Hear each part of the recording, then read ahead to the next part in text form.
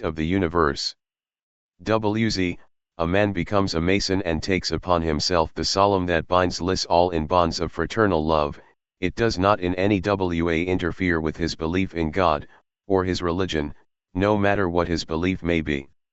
He need not cease to be a Christian, Mohammedan, Buddhist, Hindu, Jew, or an other denomination. If he earnestly studies the esoteric teachings of ancient Masonry, as taught in the ancient and accepted Scottish Rite, he will gain a far deeper insight into his own faith, and a far clearer conception of his own creed, which will enable him to understand its sublime teachings and spiritual truths. He will recognize that all religions must have emanated from a common source, originated from the same grand fountain, the Anna and wisdom religion, whose eternal verities are to be found in all other teachings, in all other religions, and may be summarized as follows: ist. A belief in one eternal, infinite, incognizable, real existence, and from that the manifesting God, unfolding from unity to duality, from duality to trinity. Third. From the manifested Trinity man's spiritual intelligences guiding the cosmic order. Fourth. Man a reflection of the manifested God and therefore a Trinity fundamental, his inner and real self being eternal, one with the self of the universe. Fifth. His evolution by repeated incarnations, into which he is drawn by desire, and from which he is set free by knowledge and sacrifice, becoming divine in potency as he had ever been in latency. I have read man 3 works on religion, science, and philosophy, and among them all, outside of the secret doctrine, I have found none which gave me so much genuine pleasure, and from which I derived so much profit, as I did in perusing that most valuable and extraordinary work, Morals and Dogmas, from the pen of that most scholarly gentleman and brother Mason, General Albert Pike. I most earnestly urge every Mason to possess a copy of this magnificent work, because it will help him to come to an understanding of the profound symbology of the Masonic fraternity, and thoroughly comprehend the sublime philosophical truths of the esoteric teachings of our own beloved ancient and accepted Scottish Rite. Therefore, in order that you, my dear brothers and readers, may have some idea of the writings of this most worthy exponent, I quote you from the preface, page 4, the teachings of these readings are not sacramental so far as they go beyond the realm of morality into those of other domains of thought and truth. The ancient and accepted Scottish Rite uses the word dogma in its true sense, of doctrine, or teaching, and is not dogmatic in the odious sense of that term. Everyone is entirely free to reject and dissent from whatsoever herein may seem to him to be untrue or unsound. It is only required of him that he shall weigh what is taught and give it fair hearing and unprejudiced judgment. Of course, the ancient theosophic and philosophic speculations are not embodied as a part of the doctrines of the rites, but because it is of interest and profit to know what the ancient intellect thought upon these subjects, and because nothing so conclusively proves the radical difference between our human and the animal nature, as the capacity of the human mind to entertain such speculations in regard to itself and the deity. I shall once more quote you from Morals and Dogmas, page 5 to the power of 4th, etseq, to every Mason there is a God one supreme, infinite in goodness, wisdom, foresight, justice, and benevolence, creator, disposer, and preserver of all things. How or by what intermediate he creates, and acts, and in what way he unfolds, and manifests himself, Masonry leaves to creeds, and religious to inquire. To every Mason the soul of man is immortal. Whether it emanates from and will return to God, and what its continued mode of existence hereafter, each judges for himself. Masonry was not made to settle that. To every Mason, wisdom, or intelligence, force, or strength and harmony, or fitness and beauty are the trinity of the attributes of God, with the subtleties of philosophy concerning them. Masonry does not meddle, nor decide as to the reality of the supposed existences which are their personifications, nor whether the Christian Trinity be such a personification or a reality of the gravest import and significance. To every Mason the infinite justice and benevolence of God give ample assurance that evil will ultimately be dethroned, and the good, the true, and the beautiful reign triumphant and eternal. It teaches as it feels and knows, that evil, and pain, and sorrow exists as a part of a wise and beneficent plan, all the parts of which work together under God's eye to a result which shall be perfection. Whether the existence of evil is rightly explained in this creed or that T. J. Fawn, the great serpent, by Ahriman and his armies of wicked spirits, be the giants and titans that war against heaven, by the two coexisting principles of good and evil, by Satan's temptation and the fall of man, by Locke and the serpent Fenris, it is beyond the domain of Masonry to decide, nor does it need to inquire. Nor is it within the province to determine how the ultimate triumph of light and truth and good, over darkness and error and evil is to be achieved, nor whether the Redeemer looked and longed for by all nations, hath appeared in Judea or is yet to come. It reverences all the great reformers. It sees in Moses, the lawgiver of the Jews, in Confucius and Zoroaster, in Jesus of Nazareth, and in the Arabian iconoclast, great teachers of morality and eminent reformers, if no more, and allows every brother of the fraternity to assign to each, such higher and even divine character, as his creed and truth require. Thus Masonry disbelieves no truth and teaches unbelief in no creed, except so far as such creed may lower its lofty estimate of the died and degrade him to the level of the passions of humanity, deny the high destiny of man, impugn the goodness and benevolence of the Supreme God, strike at the great columns of Masonry, faith, hope and charity, or inculcate immorality and disregard of the active duties of the fraternity. Masonry is a workshop, but one in which all civilized men can unite, for it does not undertake to explain, or dogmatically to settle those great mysteries, that are above the feeble comprehension of our human intellect.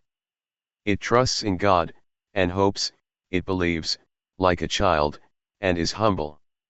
It draws no sword to compel others to adopt its belief, or to be happy with its hopes. And it waits with patience to understand the mysteries of nature and nature's God hereafter.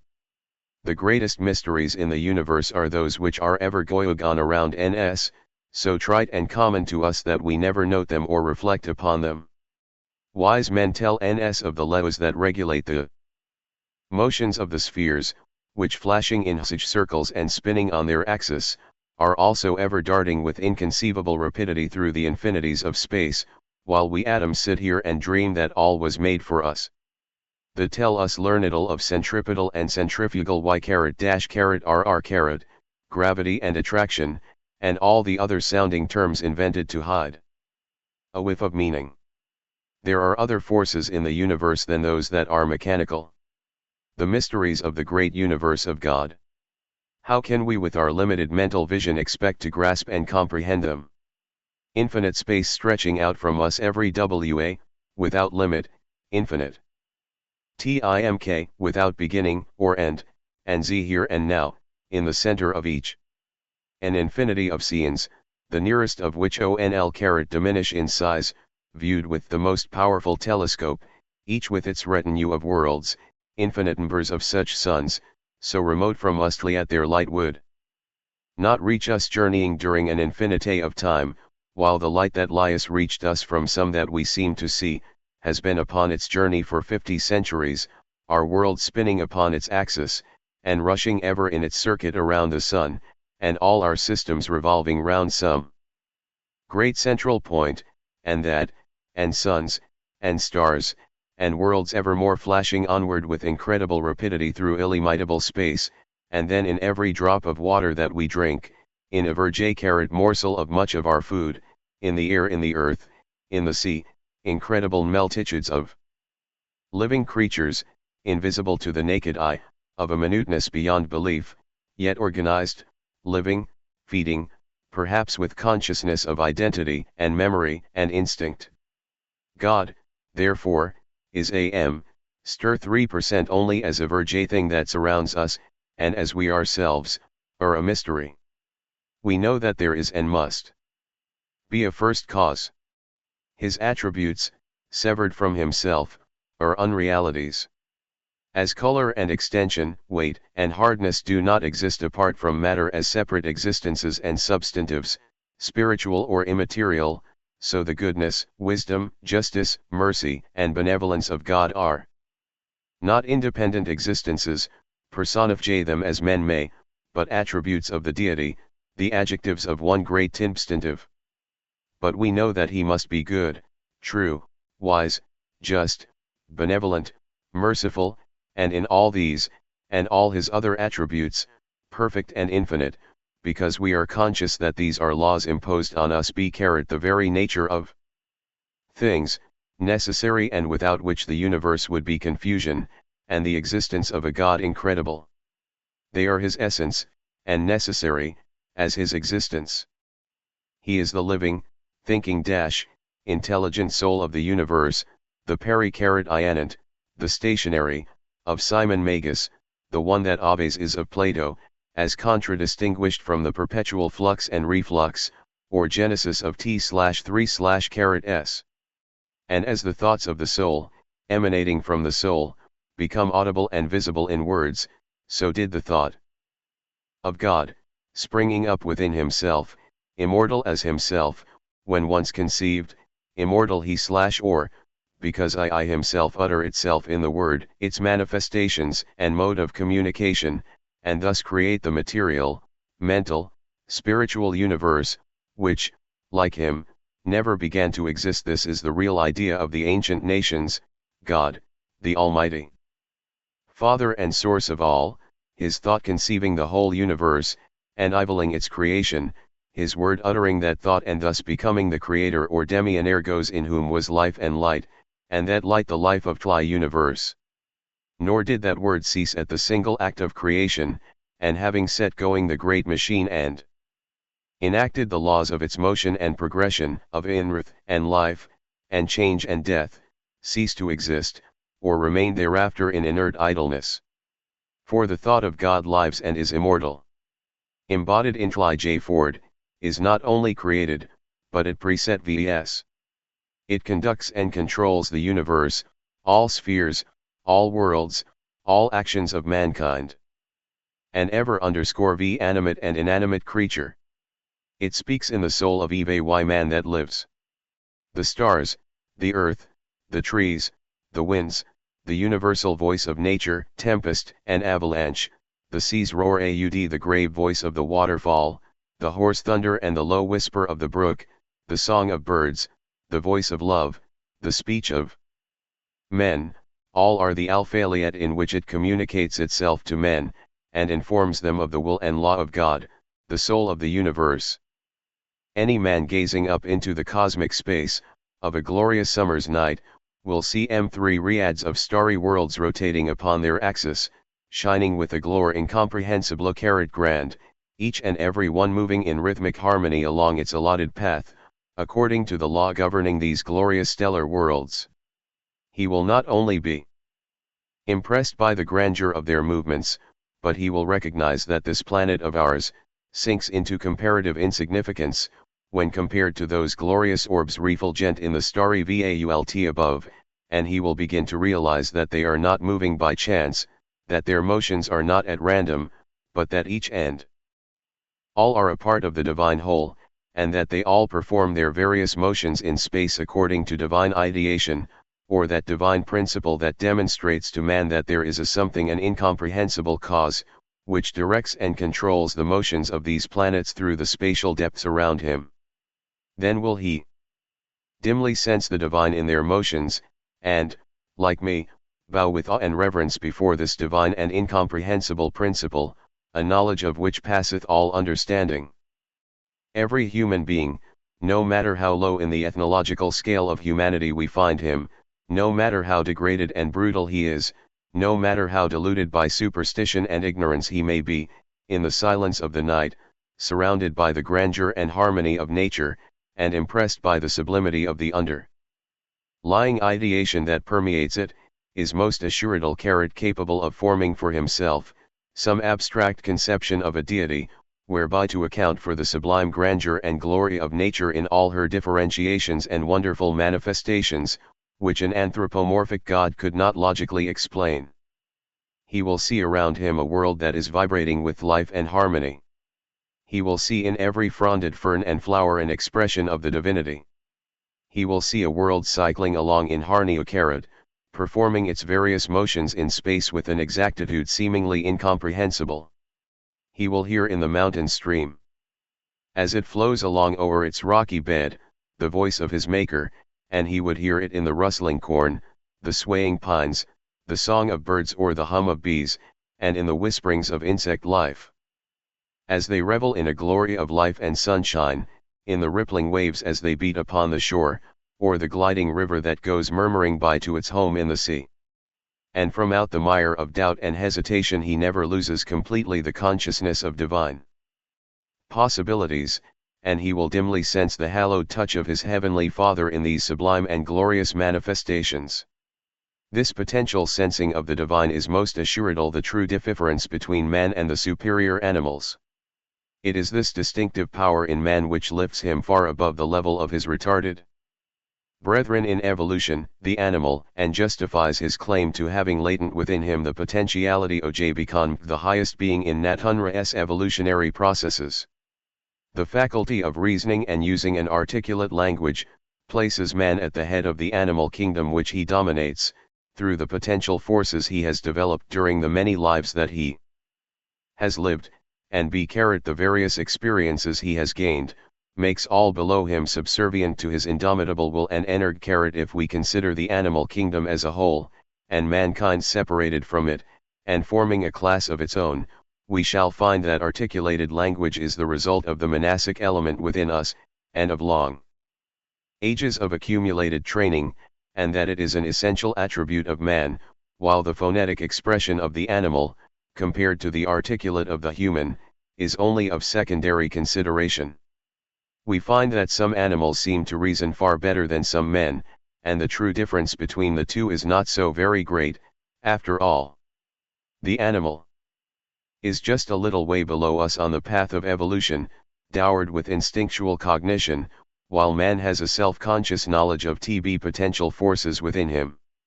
Man has been illuminated with mind, and by its divine touch he has been transformed into the true man, the thinker. But we must thoroughly understand that this transformation comes from above. Man's spiritual soul comes Jarani the divinity itself and not from below, evolving through the brute. It is a ray of the divine spirit that makes him and his Father one. This God in man is the guide and director that helps him to gain experience and knowledge during the many lives that lie before him, on the path his feet must tread. It is that glorious light which illuminates his path and leads him on to far higher planes of spiritual unfoldment, until he will eventually stand upon the threshold of complete perfection, when he will full realize that he and his Father are one. We have much to learn from the insect world, and more especially the ant. Of all the insects that we know, none seem to me to possess so much intelligence as does the ant. Again, look at the bees, with their extraordinary mechanical skill and ingenuity, their wonderful industry and forethought, with the methods they adopt in building their comb, the shape and arrangement of their cells, their knowledge of what will give the most strength and greatest storage capacity for the amount of space and material used. These things command our most profound attention, for they are all deeply interesting and well worthy of earnest study and thought. Look at the elephant, the horse, and the dog, and their remarkable power of finding methods by which to accomplish their desires. These animals are quite equal to the average man, in the practical application of selfish reasoning, and for the purpose of supplying themselves with the needs of everyday life. Yet, notwithstanding all these remarkable instinctual developments, no animal has ever shown the slightest capacity for abstract reasoning or conceptions independent of its temporary wants or desires, and not the slightest tendency to worship the divine principle that is manifested in the wondrous beauties of nature surrounding him. J.D. Buck, 32 degrees, in his Mystic Masonry, page 125, ETSEQ, says, how much one's idea of God colors all his thoughts and deeds is seldom realized. The ordinary crude and ignorant conception of a personal God more often results in slavish fear on the one hand and atheism on the other. It is what Carlyle calls an absentee God, doing nothing since the 6 days of creation, but sitting on the outside and seeing it go. This idea of God carries with it, of course, the idea of creation, as something already completed in time, when the fact is, creation is a process without beginning or end. The world, all worlds are being created today as much as at any period in the past. Even the apparent destruction of worlds is a creative, or evolutionary process. Emanating from the bosom of the all, and running their cyclic course, day alternating with night, on the outer physical plane, they are again iudre view to the invisible plane, only to re-emerge after a longer night and start again on a higher cycle of evolution. Theologians have tried in vain to attach the idea of inunanance to that of personality, and ended in a jargon of words, and utter confusion of ideas. A personal absolute is not, except in potency. God does not think, but is the cause of thought. God does not love, he is love, in the perfect or absolute sense, and so with all the divine attributes. God is thus the concealed logos, the causeless cause, the rootless root. God never manifests himself, to be seen of men. Creation is his manifestation, and as creation is not complete, and never will be, and as it never had a beginning, there is a concealed or unrevealed potency back of and beyond all creation, which is still God. Now, space is the most perfect symbol of this idea of divinity, for it enters into all our concepts, and is the basis of all our experiences. We cannot fathom it, or define it, or exclude it from a single thought or experience. Space is boundless, infinite, unfathomable, unknowable, in all, over all, through all. We know that it is, and that is all that we know about it. But are not these just the attributes that are assigned to the absolute and infinite deity? And they are all negations. God, SA3's the Kabbalah, is no thing. But the theologian will hasten to say that this is pure pantheism. It is no more pantheism than it is atheism. For, as already shown, the Ein Sof is before and beyond creation, or cosmos. It is not God deduced or derived from nature, but precisely the reverse, nature derived from God, and yet God remains the same, yesterday, today and forever the changeless. The stability of nature is derived from the unchangeableness of God. God never tires, is not exhausted at his work, needing rest. That were so human as to be childish, and the idea perhaps, originated from the cyclic law found in the Kabbalah of the days and nights of Brahm, the Manvantaras and Pralayas, or periods of outbreathing, and of inbreathing in the Cj. Of evolution. God, according to Pythagoras, was one, a single substance, whose continuous parts extend through all the universe without separation, difference, or inequality, like the soul in the human body. He denied the doctrine of the spiritualists, who had severed the divinity from the universe, making him exist apart from the universe, which thus became no more than a material work, on which acted the abstract cause, a god. Isolated from it. The ancient theology did not so separate God from the universe. This Eusebius attests, in saying that but a small number of wise men, like Moses, had sought for God or the cause of all, outside of that all, while the philosophers of Egypt and Phoenicia, real authors of all the old cosmogonies, had placed the supreme cause the universe itself, and in its parts, so that, in their view, the world and all its parts are three God. Ever man conceives of a deity according to the dictates of his own conscience and expresses it in accordance with that conception. For instance, the red man that roams, in a semi-civilized condition, the mountains and plains of this continent, defies the forces of nature he does not understand, and yet in the depth of his heart, makes his devotions to the Great Spirit that is just as incomprehensible. Go to the Chinaman, and he will teach you the law of love that was taught by Lao Tzu long centuries before Christ was born, and yet the same truths are to be found in our own creed. Go to the denizen of Central Africa and you will find him enwrapped in a knowledge of this divine principle to which I have referred above. The following beautiful and expressive poem gives such a full and comprehensive idea of the supreme ruler of the universe that I am constrained to publish it in its entirety for the benefit of those who may not have had the opportunate merit of seeing it before. God, O, thou eternal one, whose presence bright all space doth occupational, all motion guide, unchanged through time's all devastating flight, thou, only God. There is no God beside. Being above all beings. Mighty One. Whom none can comprehend and none explore, who fill existence with thyself alone embracing all supporting ruling o'er being whom we call God now and evermore. In its sublime glory of sublimest thought is but an atom in the balance weighed against thy greatness, is a cipher brought against infinity. What am I, then? Not, but the effluence of thy light divine. Pervading worlds hath reached my bosom, too, yes, in my spirit dost thy spirit shine, as shines the sunbeam in a drop of dew. Not, but I live, and on hope's pinions fly eager towards thy presence, for in thee I live and breathe and dwell, aspiring high, even to the throne of thy divinity. I am, O God. And surely thou must be.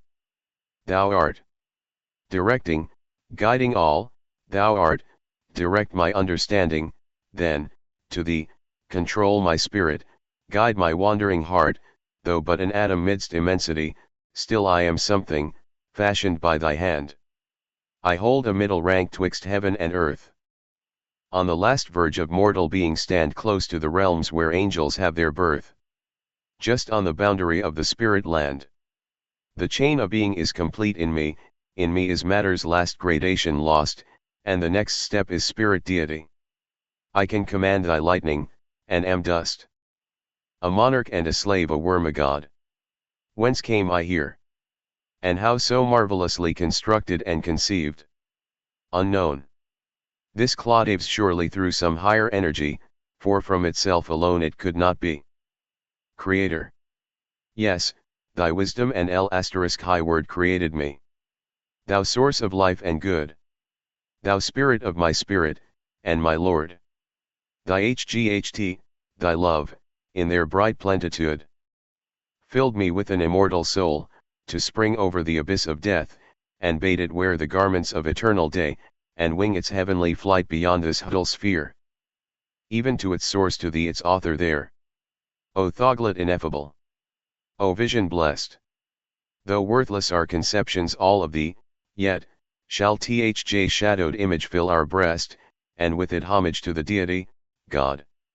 Thus above nidge lowly thoughts can soar. Thus seek thy presence. Being wise and good midst thy vast works, admire, obey, adore, and when the tongue is eloquent no more, the soul shall speak in tears of gratitude. Der Javan.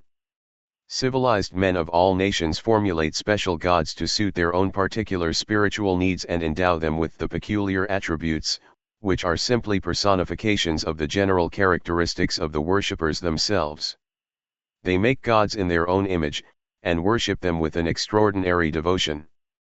But as soon as the mind rises above these social traits and personal characteristics, as soon as he or they become capable of seeing something more grand, more sublime, more ennobling, more spiritualizing beneath the frivolities of these personal gods, then will they be enabled to form some pure abstract conception, devoid of concrete symbolism, that senses the necessary existence of an underlying divine principle, manifesting itself in, through, and by nature. In its widest sense, feeling the mighty presence of the infinite. Then will the mind of man bow down in reverence, making no rash attempt to comprehend the absolute, fully conscious of the fact that being but an infinitesimal part of the supreme all, it is simply impossible for the finite to understand the infinite. The voice of the divine is one and the same, whether coming from Indian, Chinese, African, or civilized white man. The new teachings are like the old, if we only understand them, for the underlying truths of all religions, all philosophies, and all sciences are identically the same. No common-sense reasoning man, who is capable of thinking for himself, will ever deny this fact. The so-called atheists and agnostics are in open revolt only against the attributes, more or less fanciful and erroneous, with which sects and creeds describe their respective and exclusive gods. Not so much against the conception of a divine principle, /RSE, but only as to the absurd way in which the various gods are represented. Voltaire derided and scoffed at the churches, creeds, dogmas, and priestcraft, and those who believed in them, as well as what he called their mummeries and sophistry, ridiculing the bishops and the clergy. Yet, notwithstanding, he wrote, if God did not exist it would be necessary to invent one. Robert Ingersoll, the foremost and most aggressive agnostic in the closing years of the 19th century, brought forth the power of his wit and eloquence against abuses and errors born of ignorance and fanaticism. He assailed all religious forms of faith and practice with the keen, unphilosophical weapons of satire, obloquy, and witticism, yet any thoughtful reader of his best efforts can feel vibrating between the lines a deep, true reverence for the unknowable, unconceivable, self-evident divine principle.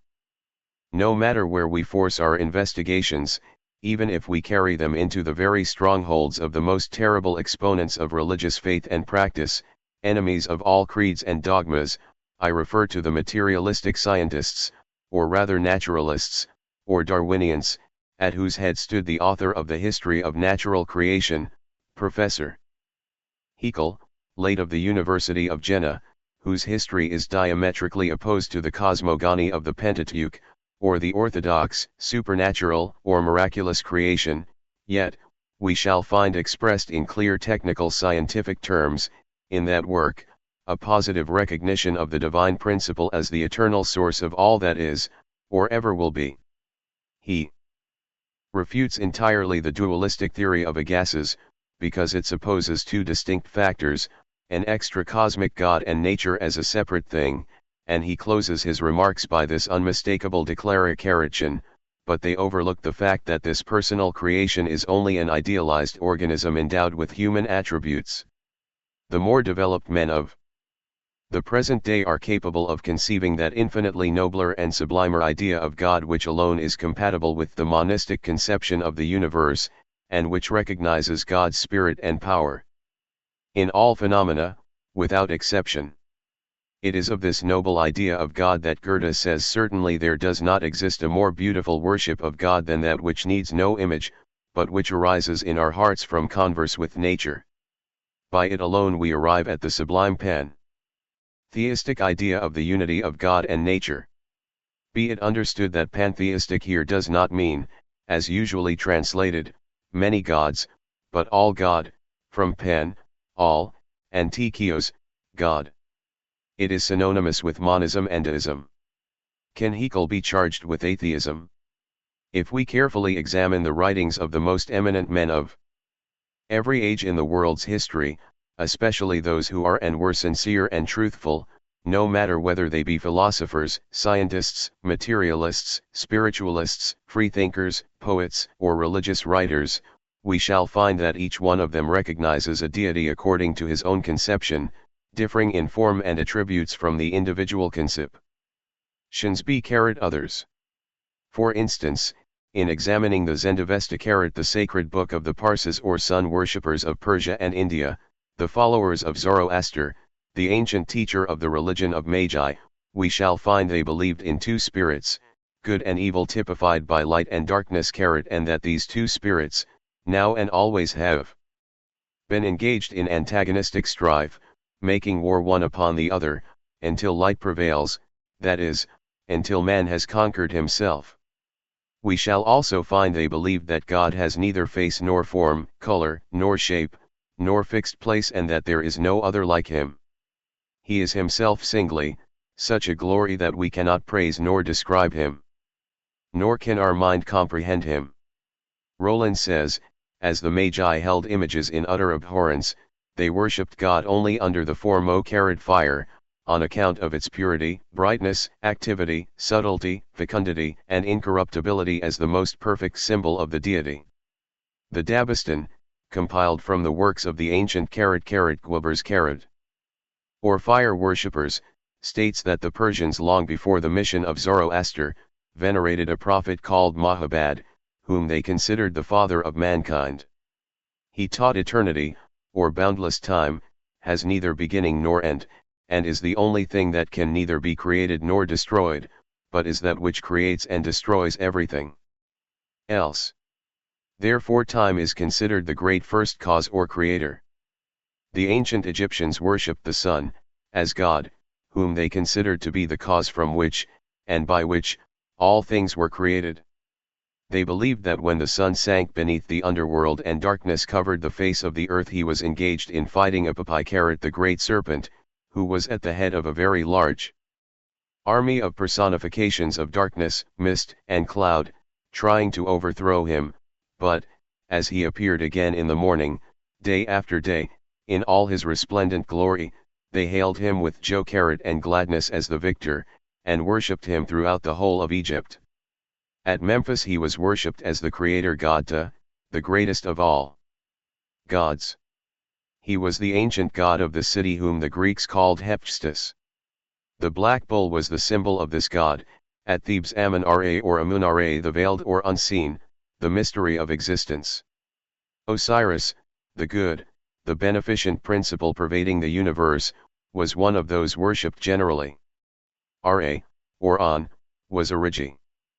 Nali, the sun god, apparently a common object of worship to all prehistoric races.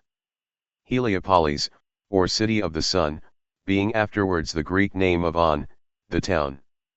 Horus, the light bringer, weighed the heart of each man after his death, and as the welfare of the departed spirit or double was connected with that of the deserted body, the latter ought to be preserved. Hence the great motive for embalming their dead and building massive tombs for the wealthy. The sun was worshipped all through Egypt, under various names, as the creator and preserver of all things, because its motions demonstrated to them life, death, and reincarnation. When it appeared in the east, it was emblematic of life coming forth into light and definition, in reaching its meridian height and glory, God the Creator giving forth to the world its fructifying, vivifying principles and demonstrating the fountain from which all things come. When it sank beneath the western horizon, leaving the earth enshrouded in darkness, it was emblematic of death, but when it again reappeared in the early morning, lighting up the eastern sky with a perfect halo of light and glory, tinting the magnificent tombs and temples in rainbow hues, when the feathered songsters burst into voluminous praise and harmony, men prostrate themselves in adoration before the emblem of that incomprehensible principle which holds cosmos and solar /stems within the hollow of his hand. This continual diurnal rising of the sun god Ra was symbolical of the reincarnation of the spirit of life, therefore to them life was emblematic of death, and death symbolical of life. Death is but an aspect of life, for the destruction of one material form is simple the prelude to the building up of others, a fact evidenced in all nature. Death consists, indeed, in a repeated process of unrobing, or unsheathing. The immortal part of man shakes off from itself, one after the other, its outer casings, as the snake from its skin, the butterfly from its chrysalis, emerged from one after another, passing into a higher state of consciousness. The cardinal doctrines of the Kabbalah embrace the nature of the deity, the divine emanations or sephiroth, the cosmogodash, the creation of angels and man, their destiny, and the import of the revealed law.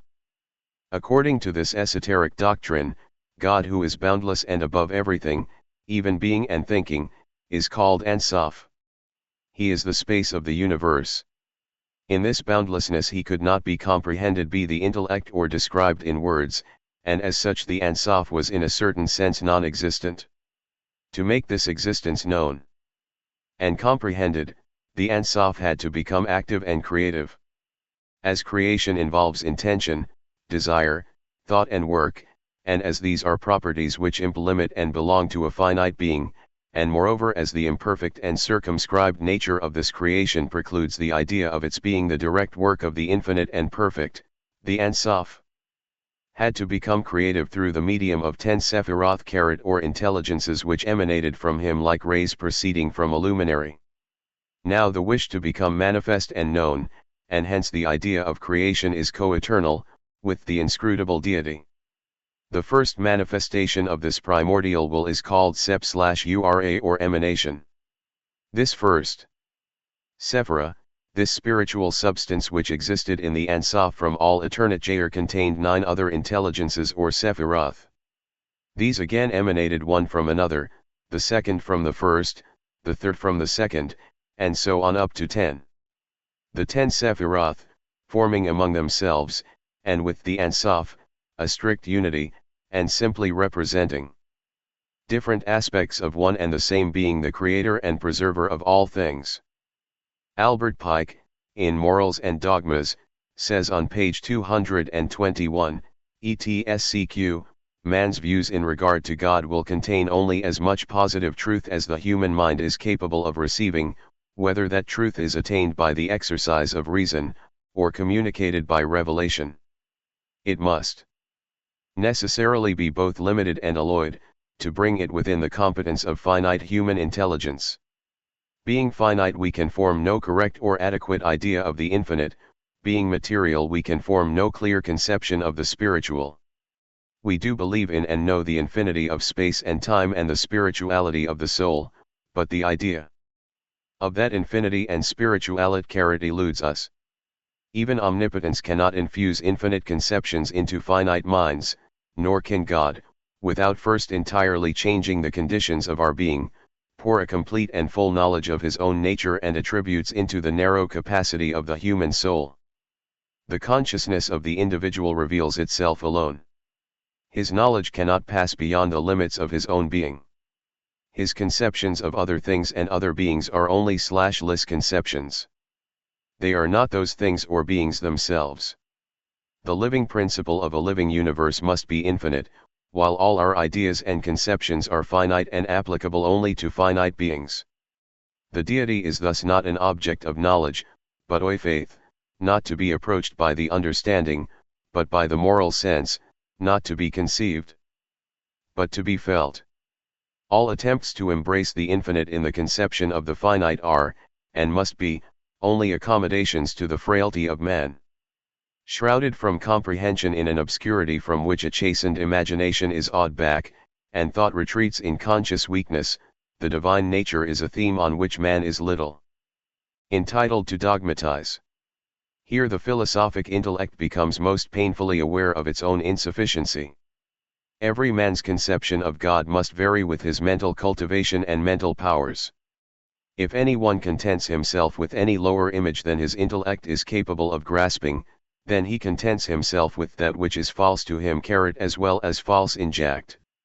If lower than like can reach, he must needs feel it to be false. God and truth are inseparable. A knowledge of God is possession of the saving oracles of truth.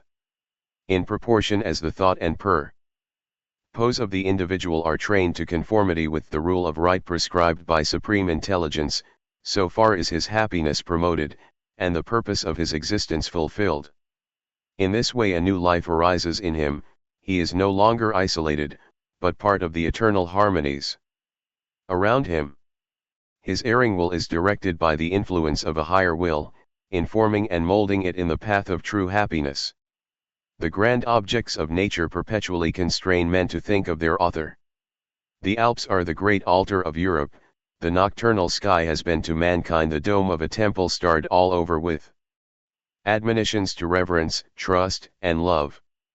The scriptures for the human race are writ in earth and heaven. No organ or mice rare touches the heart like the sonorous swell of the ocean waves' immeasurable laugh. Every year the old world puts on new bridal beauty, and celebrates its Whit Sunday, when in the sweet spring each bush and tree dons reverently its new glories. Autumn is a long All Saints' Day, and the harvest is Hallowmas to mankind.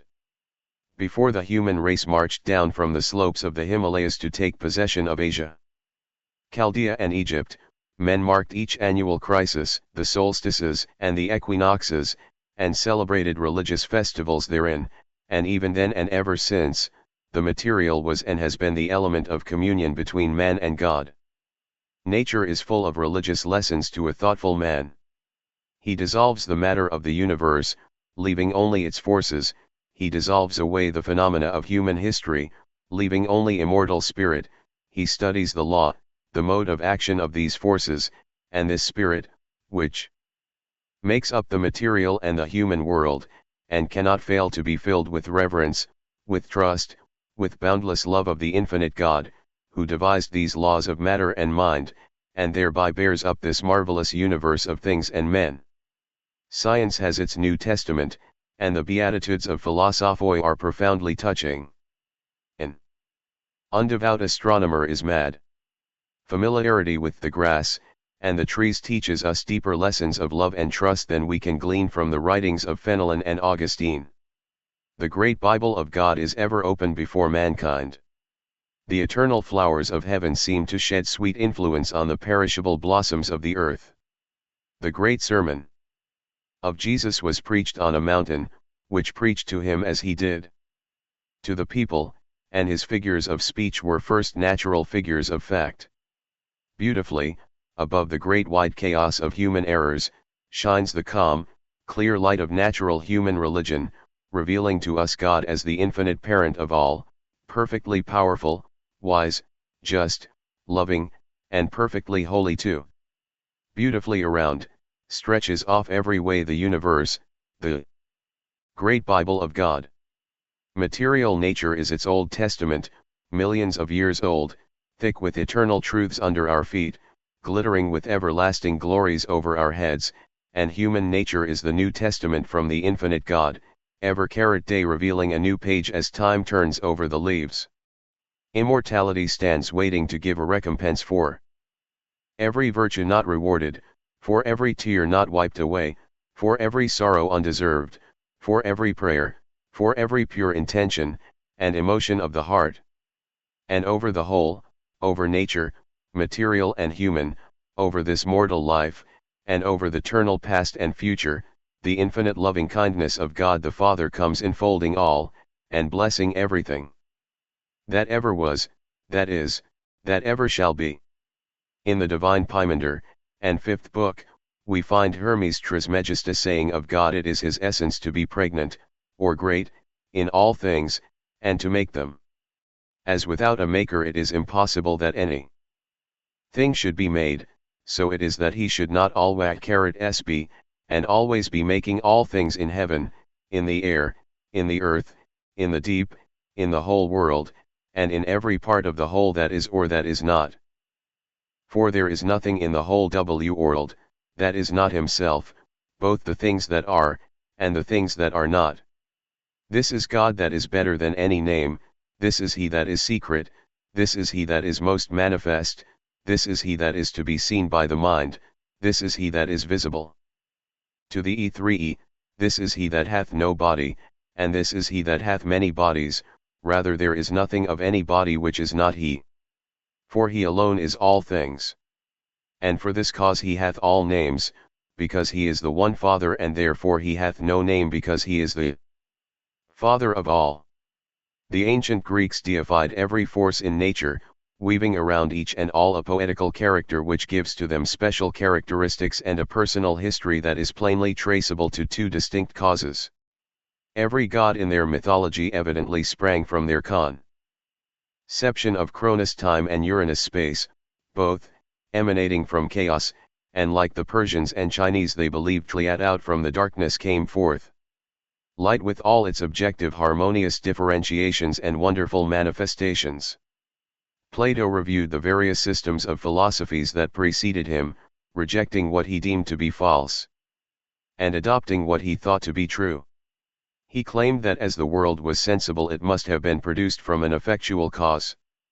Pythagoras believed and taught that number was the root basis of all forms, the world being regulated by numerical harmony. Number lies at the root of the manifested universe, numbers and harmonious proportions.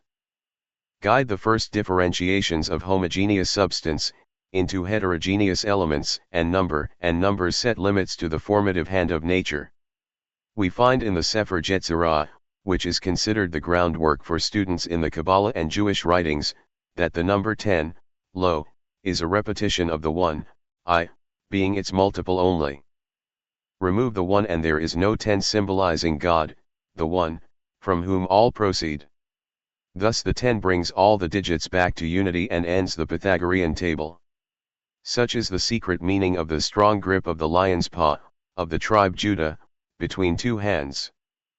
The master masons grip the joint number of whose fingers is 10.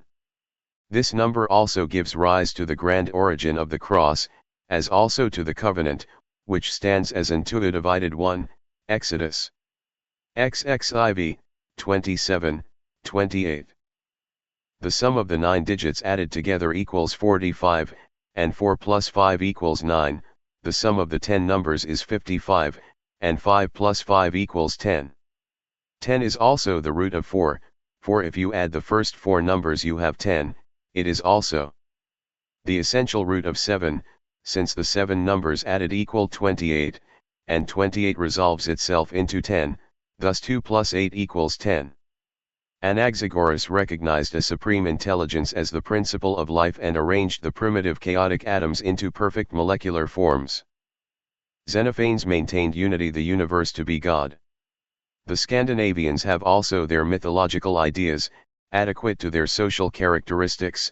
Aveyron, the basic conception of an eternal divine principle in its triple aspect of creator, preserver, and regenerator, can be perceived amidst complicated myths and hidden allegories, which appear as absurd superstitions only when we bathe not the key of the mysteries they conceal. Paracelsus says that, the unmanifested absolute cannot be conceived otherwise than as a mathematical point without any magnitude, and such a point in becoming manifest in all directions would necessarily become a sphere. If we imagine such a mathematical point as being self-conscious, thinking and capable to act, and desirous to manifest itself, the only thinkable mode in which it could possibly accomplish this would be to eradicate its own substance and consciousness from the center towards the periphery. The center is the Father, the eternal source of all, John 1:4, the radius is the Son, the Logos, who was contained in the Father from eternity, John I, the substance of Father and Son from the incomprehensible center to the unlimited periphery is the Holy Ghost, the Spirit of truth manifested externally and revealed in visible nature, John 15:26. We cannot conceive of a body without length, breadth, and thickness. A circle or a sphere always consists of a center, radius, and periphery. They are 3, yet they are 1, and neither of them can exist without the other 2. God sends out his thought by the power of his will. He holds fast to the thought and expresses it in the word, which is contained in the creative and conservative power, and his thought becomes corporified, bringing into existence worlds and beings, which form, so to say, the visible body of the invisible God. Thus were the worlds formed in the beginning by the thought of God acting in the macrocosm, the universal mind, and in the same manner are forms created in the individual sphere of the mind of man. If we hold on to a thought, we create a form in our inner world. A good thought produces a good, and an evil thought an evil form, each growing as they are nourished by thought or imagination. There was appended a note to the above, where the asterisk is placed. The doctrine of the Trinity is found in all the principal religious systems. In the Christian religion as Father, Son, and Spirit, among the Hindus as Brahma, Vishnu, and Shiva, the Buddhists call it Mule Prakriti, and Purush, the Persians teach that Ormuzd produced light out of himself by the power of his word. The Egyptians called the first cause Amun, out of which all things were created by the power of its own will. In China Quanshijin is the universally manifested word, coming from the unmanifested absolute by the power of its own will and being identical with the former. The Greeks called it Zeus, power, Minerva, wisdom, and Apollo, beauty. The Germans, Woden, the supreme cause, Thor, power, and Fia, beauty. Jehovah and Allah are trinities of will, knowledge, and power, and even the materialist believes in causation, matter, and energy. Albert Pike, in Morals and Dogmas, page 576 et Sag, speaking of the various religions and their belief in God, says, while all these faiths assert their claims to the exclusive possession of the truth, Masonry inculcates its old doctrine and no more. That God is one. That his thought, uttered in his word, created the universe and preserved it by those eternal laws which are the expression of that thought. That the soul of man, breathed into him by God, is as immortal as his thoughts are. That he is free to do evil, or to choose good. Responsible for his acts and punishable for his sins. That all evil and wrong, and suffering are but temporary, the discords of one great harmony, to the great, harmonic final chord and cadence of truth, love, peace, and happiness, that will ring forever and ever under the arches of heaven, among all the stars and worlds, and in all souls of man and angels. In The Secret Doctrine, stanza 2, section 6, page 6, it states that, the divine thought does not imply the idea of a divine thinker. The universe, not onl past, present and future, a human, and finite idea expressed by finite thought, but in its totality, the sad, an untranslatable term, absolute being, with the past and future crystallized in an eternal present, is that thought itself reflected in a secondary or manifested cause, Brahman, neuter, as the mysterious enigma of Paracelsus, is an absolute mystery to the human mind. Brahma, the male-female, the aspect and anthropomorphic reflection of Brahman is conceivable to the perceptions of blind faith, though neglected by human intellect, when it attains its majority. Hence the statement that during the prologue, so to say, of the drama of creation, or the beginning of cosmic evolution, the universe, or the sun, lies still concealed in the divine thought which had not yet penetrated into the divine bosom. This idea, note well, is at the root and forms the origin of all the allegories about the sons of God born of immaculate virgins. This divine thought, this absolute, eternal, omnipresent principle is the causeless cause of all the manifestations in the cosmos, and it is beyond human speculation, exploration, or similitude, being beyond the range and reach of human thought. Therefore, this infinite and eternal cause is the rootless root of all that was, is, or ever shall be. This cause is, of course, devoid of all attributes and is essentially without any relation to manifested being, as it is beingness, the essence of being rather than being. All manifested is the vehicle of this beingness rather than what might be strictly called its manifestations.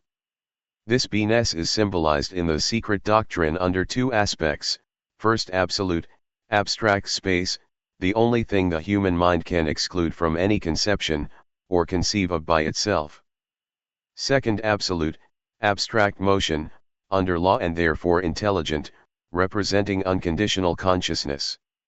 Consciousness being inconceivable without change, abstract motion thus symbolizes change, which is its essential characteristic.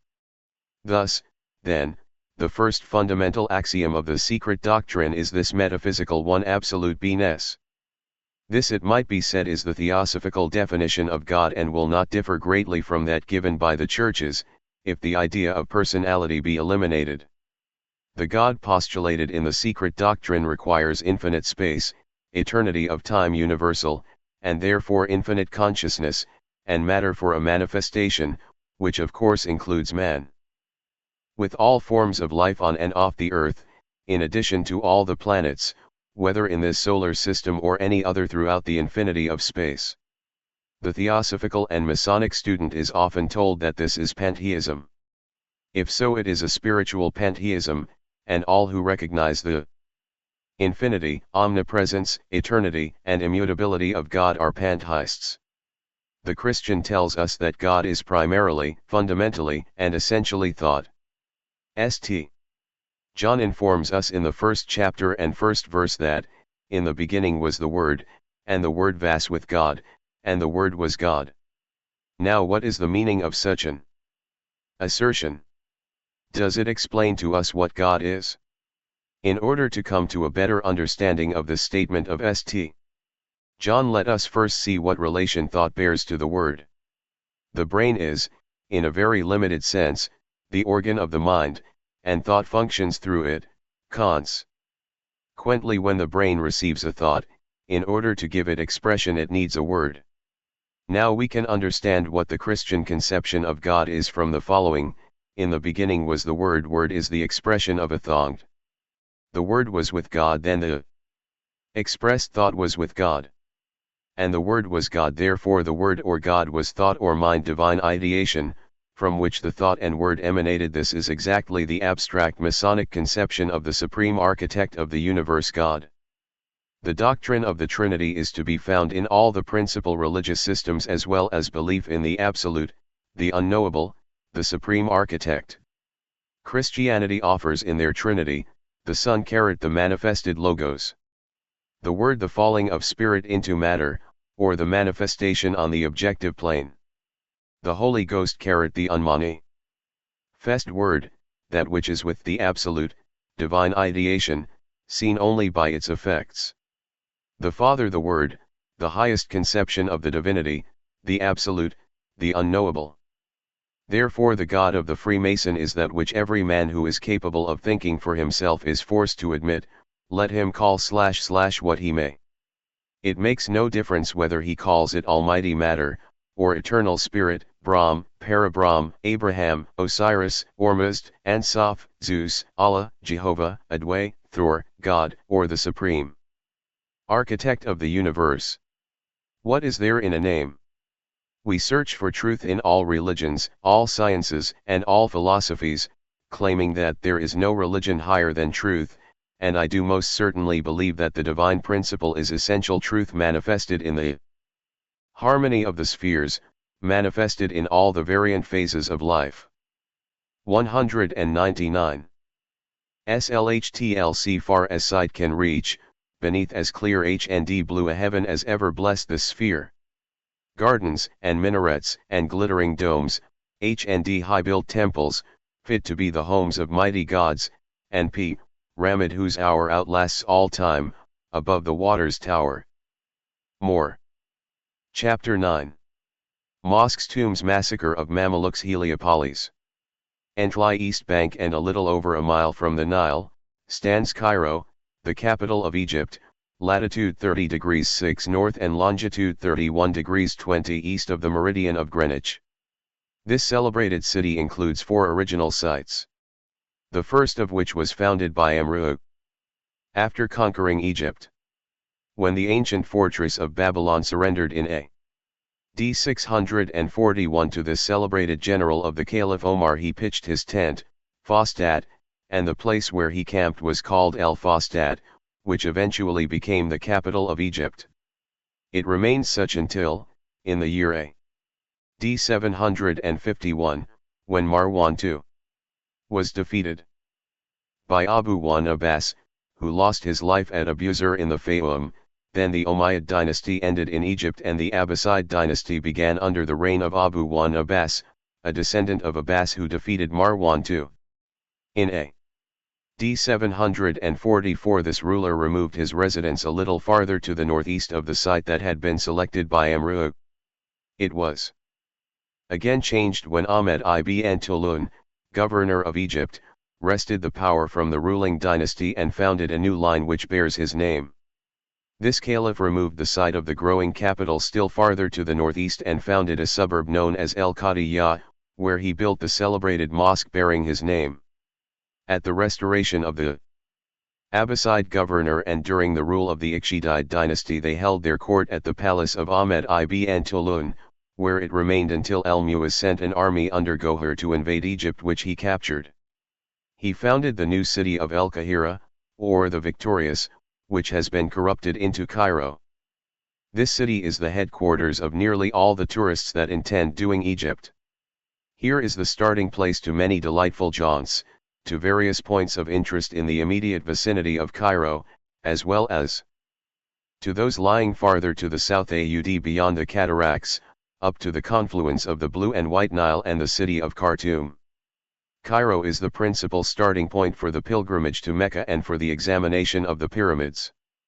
When I first visited the capital of Egypt, the railroad from Alexandria was not completed to the city of Cairo and the Suez Canal had not been started, but a very large force of Europeans were constructing a fine bridge across the River Nile, the first of a series of improvements destined to transform Egypt into a modern 19th-century progressive country, with all the stir and bustle pertaining to many a European and American city. Civilization seemed to have touched Egypt with her magic wand and changed all things, connecting the two seas, building bridges, making railroads, introducing electric lights and power, giving them phonographs and all the wonderful inventions of the commencement of the 20th century. Egypt was transformed from a semi-civilized barbarous condition into a new order and a new era. I again visited this country and Cairo, on my return from India, and the memory of it will remain with me while life shall last. I came this time for the express purpose of carefully examining the various points and places of interest, to study the man-carved tombs, temples, monuments, and mummies, as well as the symbology of ancient Freemasonry and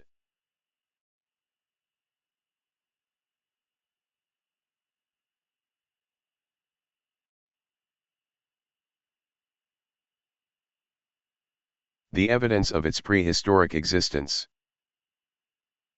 I first saw the light in India, the birthplace of our most illustrious fraternity, and discovered evidences that it was cradled upon the banks of the Nile, in the hoary ages of antiquity, long centuries before the Babylonian Magi had come into an existence, or the Hebrews were a people. I had often rambled with my father, when a boy, from one city to another, in order to see for myself the demonstrated thoughts of our ancient craftsmen, who had wrought in quarries, for the purpose of adorning the banks of the grand old river Nile with magnificent tombs and temples, whose very ruins are the wonder and admiration of the learned men of this 20th century. I have stood in awe before many of these tombs and temples, and have spent years in careful examinations, for the express purpose of telling you, my dear brothers and readers, the result of my investigations. In this chapter I will describe some of the scenes and incidents which charmed and delighted me in Mosque of Akbar, Cairo. This grand old city of the caliphs, Masra, the mother of the world, the precious diamond in the handle of the green fan of the delta. One of the first places the student or tourist should visit in this wonderful old city of Cairo is the citadel, built by Saladin in 1166 with stones that were brought from the small pyramids in the plains of Gizeh. It was erected by the ruling power for the express purpose of protecting and defending the town from the assault of enemies. This fortress most certainly commands the whole city, but / is commanded by the Mokadam Hills, which rise immediately above it. Muhammad Ali took advantage of this site, Gebel Givat Shah Karat in 1805, when he was elected by the people to become their ruler. At this time Khurshid, who had been appointed the Turkish Pasha by the Sublime Porte, held the citadel until Muhammad Ali, at the head of a large body of Albanians, and assisted by the people, planted a battery upon the above-named site on the Mokadam Hills, whence a continuous fire was kept up from the minaret of the Mosque of Sultan Hassan, as well as from the battery at Gebel Jiyasha, until he finally compelled Khurshid to surrender the citadel into the hands of the people and gave the dominant power to their leader, Muhammad Ali. On entering this celebrated fortress and inner court by the new gate and following along a walled passage we come to the Alabaster Mosque, erected by Muhammad Xa.Li, which occupies the site of Saladin's old palace, blown up in the year 1824. No one is allowed, European or American, to enter into this building without putting on straw or cloth shoes, and paying a fee of 1 piastra. The citadel stands overlooking the city, just where the Mokadam Hills begin to descend to the plain beneath. Here rises the towering walls of this celebrated fortress that contain within them a veritable town itself, whose many very interesting objects and edifices are really worth seeing. It was within the walls of this fortress that the massacre of the Mamluks occurred, and to me it was one of the most interesting places within its blood-stained walls.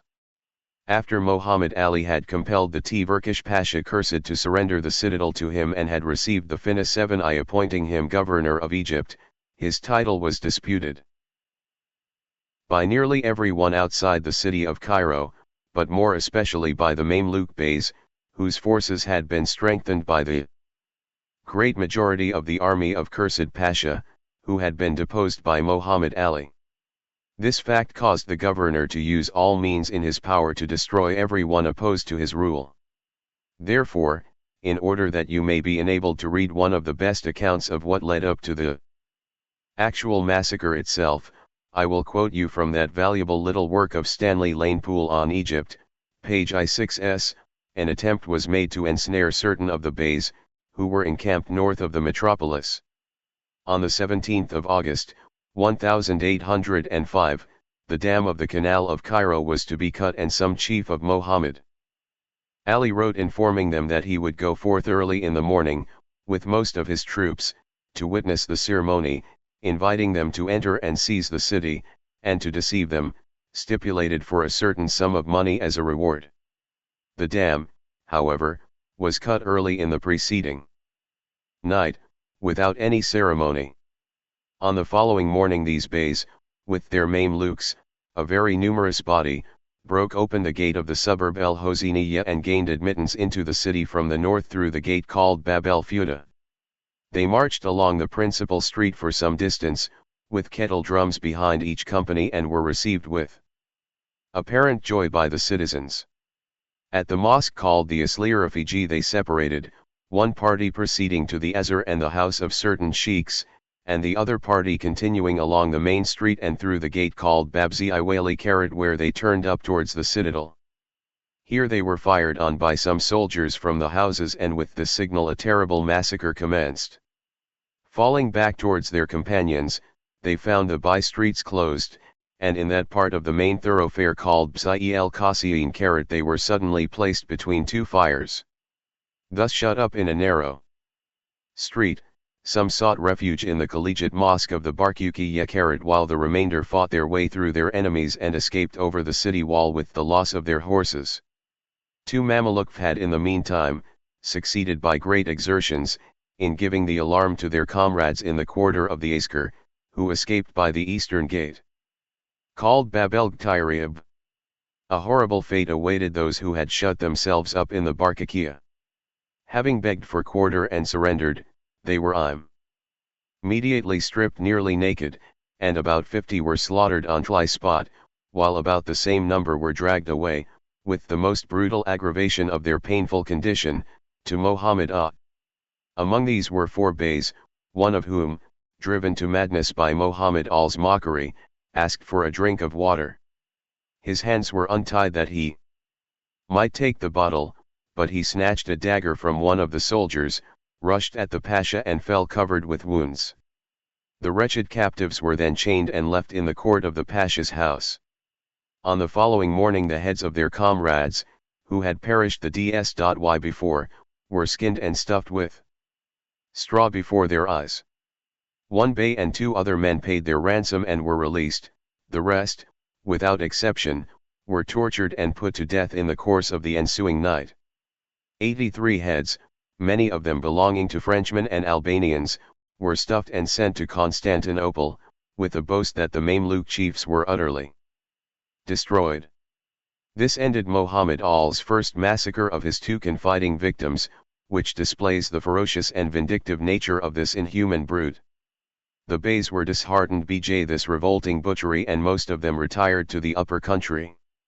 Urged by England, or more probably by the promise of a bribe from El-Elf-J-S, the Porte began a leisurely interference in favor of the Mamluks, but the failure of El-Elfi's treasury, with a handsome bribe from Muhammad Ali, soon changed the Sultan's views, and the Turkish fleet sailed away. The cause of the Beys then suffered an irreparable loss in the death of their rival leaders, El-Elfi and El-Bardisi, whose suicidal jealousy lasted to the end, and Muhammad Ali discomfited the chief surviving Bey, Shaman, in a decisive battle. An attempt of the English government to restore the Mamluks by the action of a force of 5,000 men under General Eraser ended in disaster and humiliation, and the citizens of Cairo had the satisfaction of seeing the heads of Englishmen exposed on stakes in the Ezbekiyeh. Muhammad Ali now adopted a more conciliatory policy towards the Mamluks, granting them land and encouraging them to return to Cairo. This clemency was only assumed, in order to prepare the way for the act of consummate treachery which finally uprooted the Mamluk power, and seated the author of the crime firmly on the throne, where his great-grandson now sits. Early in the year 1811, the preparation for an expedition against the Wahhabis, in Arabia, being complete, all the Mamluk Beys then in Cairo were invited to the ceremony of investing Muhammad Ali's favorite son, Taisian, with the police and the command of the army. As on the former occasion, the unfortunate Mamluks fell into the snare. On the east of March, Shahin B and the other chiefs, one only excepted, repaired with their retinues to the citadel and were courteously received by the Pasha. Having taken coffee, the carat formed in procession and preceded and followed by the Pasha's troops, slowly descended the steep and narrow road leading to the great gate of the citadel, but as soon as the Mamluks arrived at the gate it was suddenly closed before them. The last of those who made their exit before the gate was shut were Albanians, under Salakush. To those troops, their chief now made known the Pasha's orders to massacre all the Mamluks within the citadel. Returning by another way, they gained the summit of the walls and houses hemming in the road in which the Mamluks were, and some stationed themselves upon the eminences of the rock through which the road is partly cut. Thus securely placed, the Carat commenced a heavy fire on their defenseless victims, and immediately the troops who closed the procession and who had the advantage of higher ground, followed their example. Of the betrayed chiefs many were laid low in a few moments, some dismounting and throwing off outer robes, vainly sought, sword in hand, to return and escape by some other gate. The few who regained the summit of the citadel experienced the same cruel fate as the rest, for those whom the Albanian soldiers made prisoners met with no mercy from their chiefs or from Muhammad Ali, but it soon became impossible for any to retrace their steps. Even so far, the road was obstructed by the bleeding bodies of the slain Mamluks, and their richly caparisoned horses and their grooms. 470 Mamluks entered the citadel, and of these very FCAV, if any, escaped. One of these is said to have been a bey. According to some, he leaped his horse from the ramparts and alighted uninjured, though the horse was killed by the fall. Others say that he was prevented from joining his comrades and aired the treachery while waiting without the gate. He fled and made his way to Syria.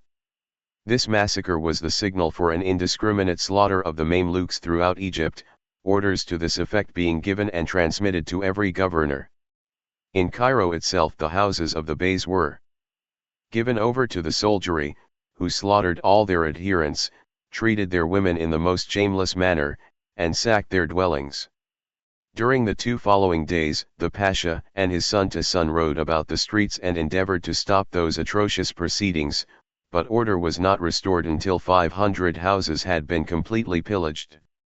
Such is the account of this terrible massacre, so carefully planned and studied out by this ferocious governor Muhammad Ali, which showed very plainly that he would not allow anything to stand in the way of his plans of progress.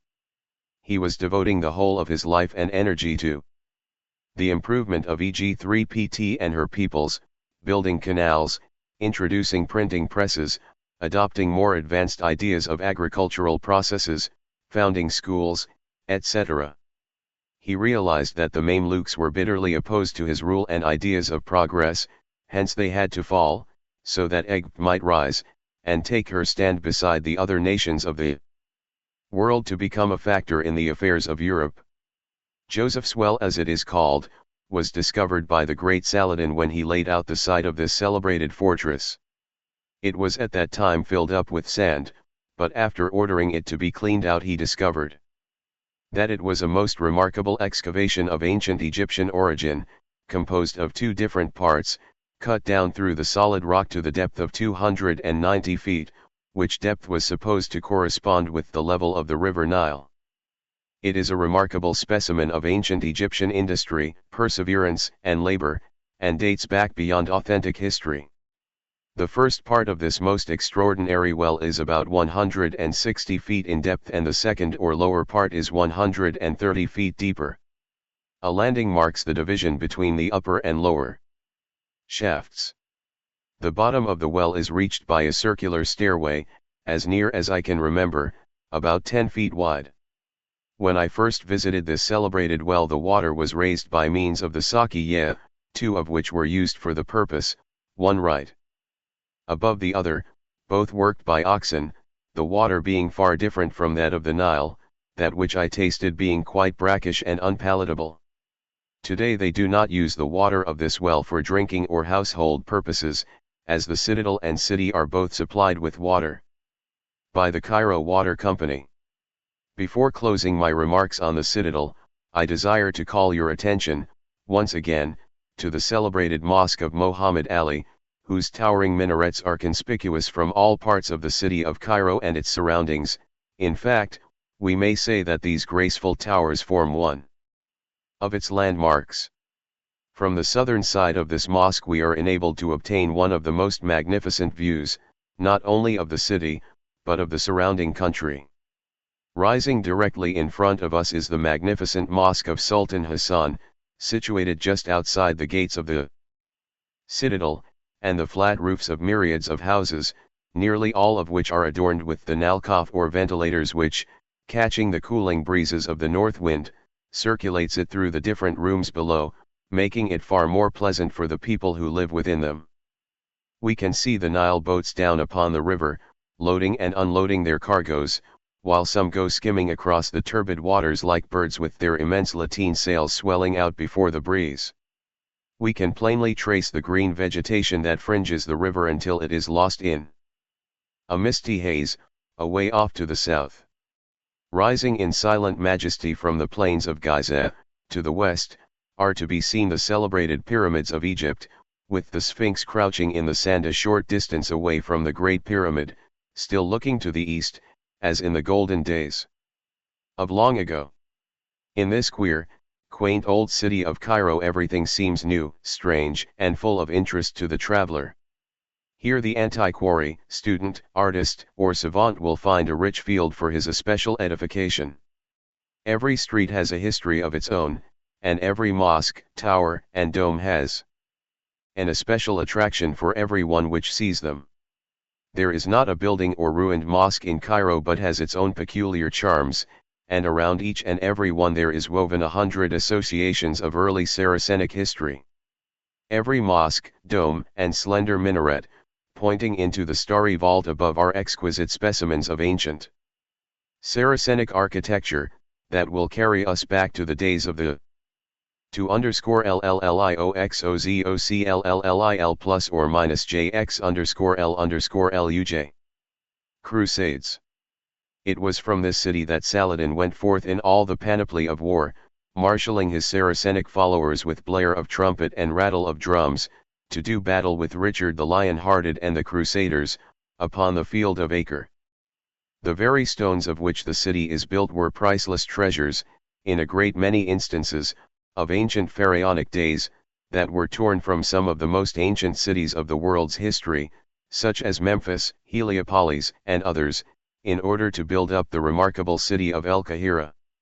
Standing today upon the Mokadam Hills, overlooking the citadel and city, we can see the ruins of cities, monuments, tombs, and temples which have been the wonder, not only of the ancient, but of the modern world.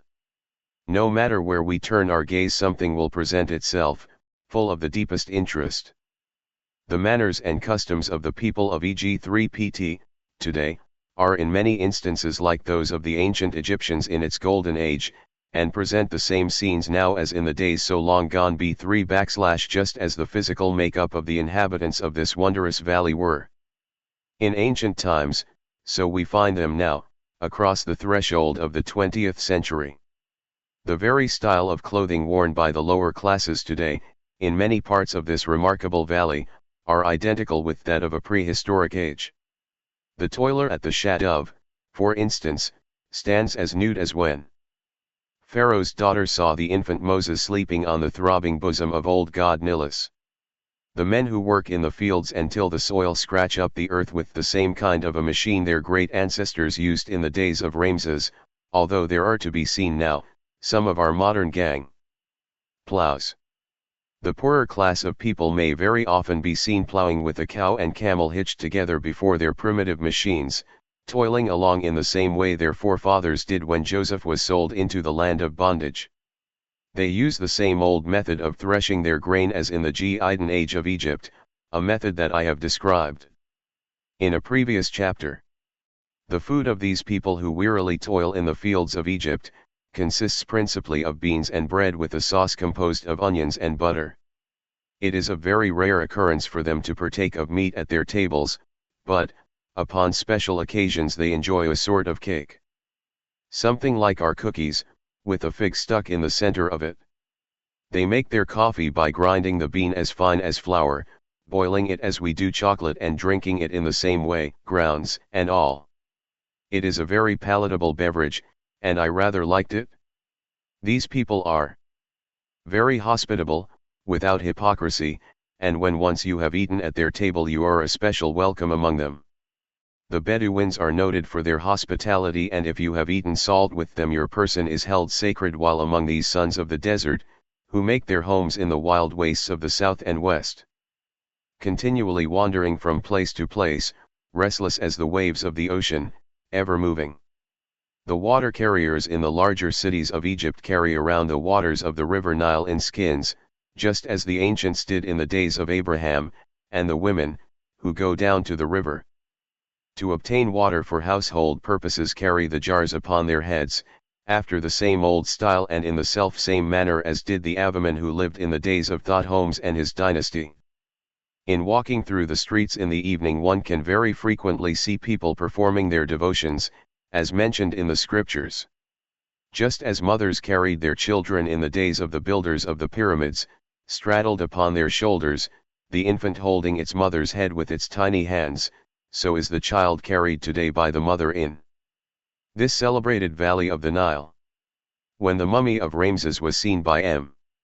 Maspero in the Bulaq Museum, Cairo, June 1886, his hands were henna-stained lying across his ample breast. Upon many of the walls of the ancient tombs of Egypt are to be seen pictures of people whose hands are stained red henna-colored, and today the streets of Cairo and all through the land of Egypt are to be seen hands henna-stained, stretched out to list for bakshish. The houses of those living in ancient times were built, as they are occasionally now, of sun-dried bricks, wood, and sometimes cane and corn stalks, to last but for a day as it were, while their tombs and temples were built of the hardest kind of stone, to endure forever, comparatively speaking. As I have stated previously, the peculiar physical makeup of the ancient Egyptians are like the inhabitants of today. To verify this statement I will quote from Maspero's Dawn of History. A statue called Khopera was discovered by Mariette Bey, at Saqqara, near Memphis. The head, torso, arms, and even the staff were intact, but the pedestal was hopelessly decayed and the statue only kept upright by the sand surrounding it. Mariette repaired the statue and placed it in the Bulaq Museum. Khopera when found was the exact likeness of one of the sheikhs el-Beled or mayors of the village of Saqqara. The Arab workman noticed the likeness and called it the Sheikh el-Beled, which name it has retained ever since. He seems to be coming forward to meet the beholder with an acacia staff in his hand, heavy, thick-set, broad shoulders of a bull and a common cast of countenance, whose vulgarity is not wanting in energy. The largely opened eye has, by a trick of the sculptor, an almost uncanny reality about it. The socket which holds it has been hollowed out and filled with an arrangement of black and white enamel, a rim of bronze marks the outline of the lids, while a little silver peg, inserted at the back of the pupil, reflects the light and gives the effect of a living glance. The statue is short in height and was carved from pieces of wood that had been fastened together.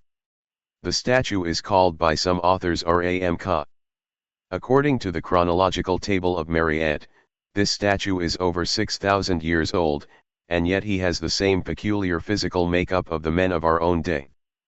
The donkey boys are quite a feature in Cairo. They are smart, quick-witted, well up-to-date, fond of a joke, full of quaint humor and love to take trips to the various points of interest in the immediate vicinity of Cairo.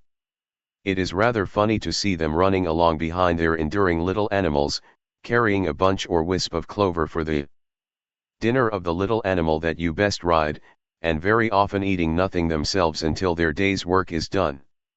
These boys and their donkeys are to be found at many places in the city, and should you desire one at ANJ time during the night, all you would have to do, would be to stand out in the street and shout out the Arabic word /lamranar, donkey, when you would very soon find yourself surrounded by quite a number of them. I was never bothered much myself about donkeys, as many of my acquaintances were, because I hunted for one that suited me directly I arrived in the city and immediately hired it by the week, giving the boy extra baksheesh for his care of me during my rambles. I have ridden a donkey all over this quaint old city of Cairo and have taken many delightful excursions to various points of interest within a radius of 10 or 12 miles. One can go around and through the narrow streets of the city on donkey back, and visit the numberless mosques and places of interest far better than with any other conveyance. In this way I visited a number of celebrated mosques, among them the Mosque of Akbar Karat, the place where the howling and whirling dervishes perform their peculiar zikr. This mosque is a square building with a pointed dome, very finely ornamented with arabesque figures. The minaret is square and rises over one corner of the building in recessed stages. The entrance to the interior of the building is through a very fine trifoliate arch, the floor of which is of wood, worn smooth by the continual performance of their zikrs karat, each one lasting about an hour. The center of the building is circular, fenced with a railing to keep the spectators from crowding in too close to the dancers, and the whole interior is painted in dark and horizontal bands. The celebrated Mosque El Azhar was founded about A.D. 973 and converted into a university by El Aziz, of the Fatimid dynasty, during his rule. Very little of the exterior of this building is to be seen, from the fact that it is so enclosed by the houses surrounding it. There is nothing of a special architectural interest about this mosque, and only a small portion of the eastern wall can be seen, which is of but little interest to the tourist or student. It has 6 minarets, erected by different people at various periods, some of which are painted in brilliant colors. The entrances to this mosque are by 6 gates, the principal one being known as the Gate of the Barbers, Bab el Muzianin. It has a very fine portal that is extremely interesting, and right here in this entrance many students are to be seen under the hands of the tons of real artists, who congregate here to make a living by wielding their razors upon the heads of those who come here to study. This mosque is celebrated as the principal existing Mohammedan university. It is the oldest in the history of the world, and one of the richest institutions of its kind known today. It is still growing richer, as not a wealthy Mohammedan who dies but bequeaths some of his wealth to El Azhar. There is one good thing about this university: no pupil is compelled to pay for his tuition, but he may, if so disposed, contribute toward the expenses of his education. This mosque contains within its archives unbroken records of about 920 years, and there are today in attendance within its courts about 9,800 students, who are taught by at least 231 sheikhs or professors. The scholars who attend come from all parts, and wherever the Quran is accepted. The education given here includes grammar, arithmetic, logic, and philosophy, after which they may enter into theology with the Quran as a textbook, enabling them to thoroughly comprehend the Mohammedan religion, according to the 4 great sects of Islam: the Shafite, the Malakite, the Hanafite, and the Hanbalite. Every student, before he can receive his diploma, must be thorough in all the various branches. Here, In this most extraordinary establishment, you may see the son of the rich man clad in silk and fine linen, sitting close beside those who are very scantily clad, in the coarse cotton garments of the peasant, with no evidence of Ocarate superiority among them, excepting their clothing, each one squatted upon the ground in a semicircle before the sheik, who occupies a seat upon a sheepskin rug at the base of one of the stone pillars, lecturing his especial class. While others, occupying similar positions, with their pupils are reciting passages from the Quran. In concert, and all the time swaying their heads from side to side, in rhythmic motion. At another column you will hear the professor of another group addressing his class in low guttural Arabic tones upon some especial subject in the curriculum of this wonderful old university in Cairo. Each sect and nationality has its own particular compartment wherein to study. For instance, the Turk is in one, the student from Morocco in another, of while those that come from Algeria and other places are to be found in a separate compartment by themselves. A visit to this celebrated University of El Azhar will well repay anyone for the time and trouble. The Mosque of Sultan Hassan stands immediately below the citadel, and is considered to be one of the most beautiful specimens of Arabian architecture known today, ranking as one of the most superb and famous buildings in the city of Cairo. The foundation of this magnificent edifice was laid in the year A.D. 1356, and was completed in the 3-year A.D. 1360. The high and lofty porch is a marvel of beauty, commanding the attention of all who visit it.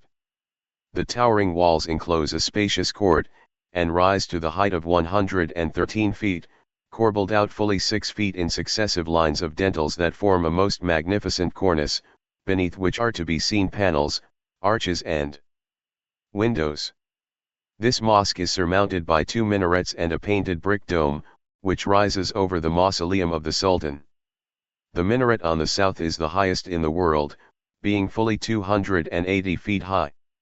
The other one was overthrown by an earthquake, killing an immense number of people in its fall. It was again rebuilt, but not according to its original dimensions.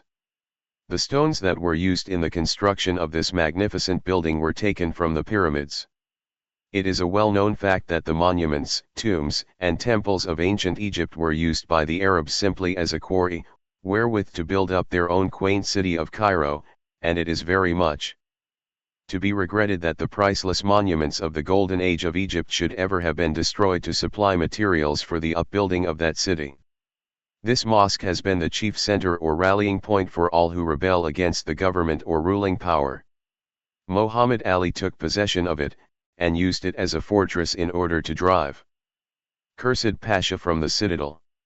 It bears the scars of many a hard-fought battle, and today there are to be seen upon its walls the effects of the cannonading by the French when the inhabitants of this grand old city revolted against their rule.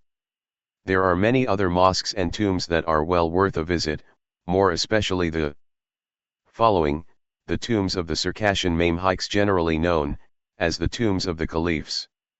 The tomb of Kate Bey is a beautiful specimen of Arabian architecture. It is not a large mosque, but its small dimensions are full of most exquisite grace and beauty. Ferguson, in his hand Book of Architecture, says, "This mosque, looked at externally or internally, nothing can exceed the grace of every part of this bi-carat building.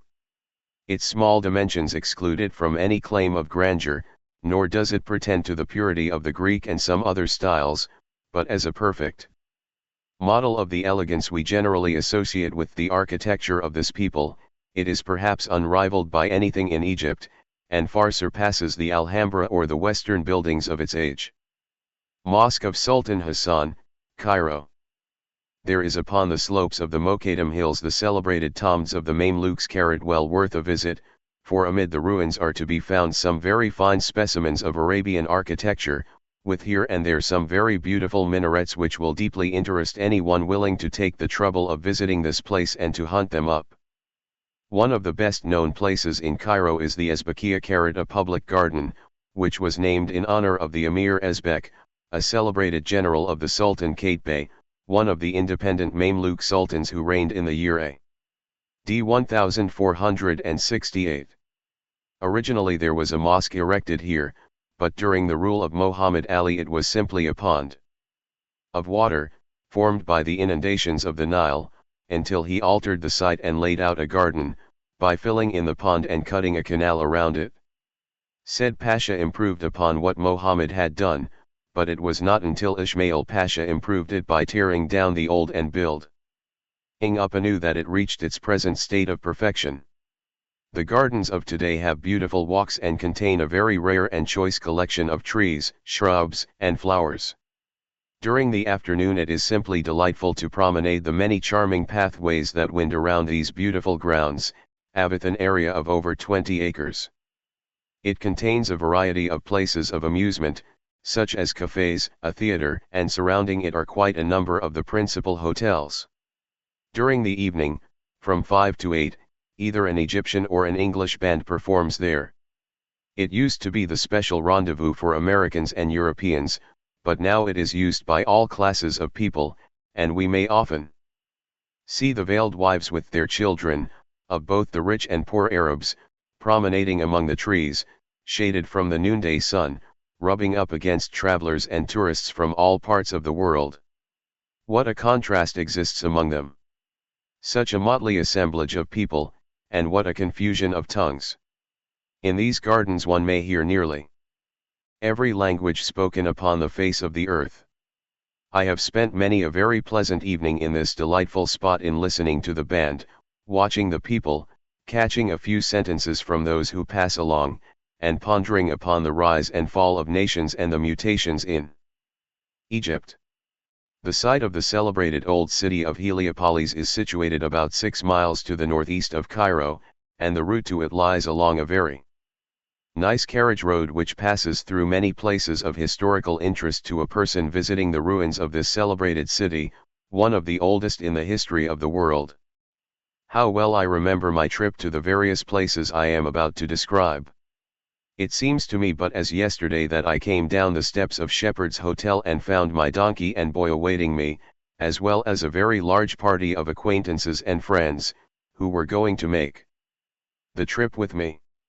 What a jolly, happy, rollicking, joyous lot we were, as we mounted our little animals, and scurried along the road, shouting and laughing, like so many schoolboys, as we started out to visit the various points of interest that lie along our pathway, which led us on to where Joseph found his wife, in the grand old city of Bishemish, on, or the City of the Sun, Heliopolis.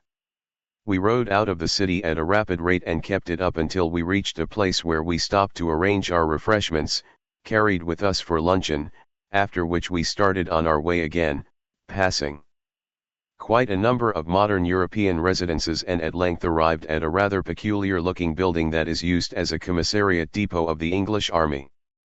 During the French occupation it was used as a stronghold and was called Fort Zulkowski.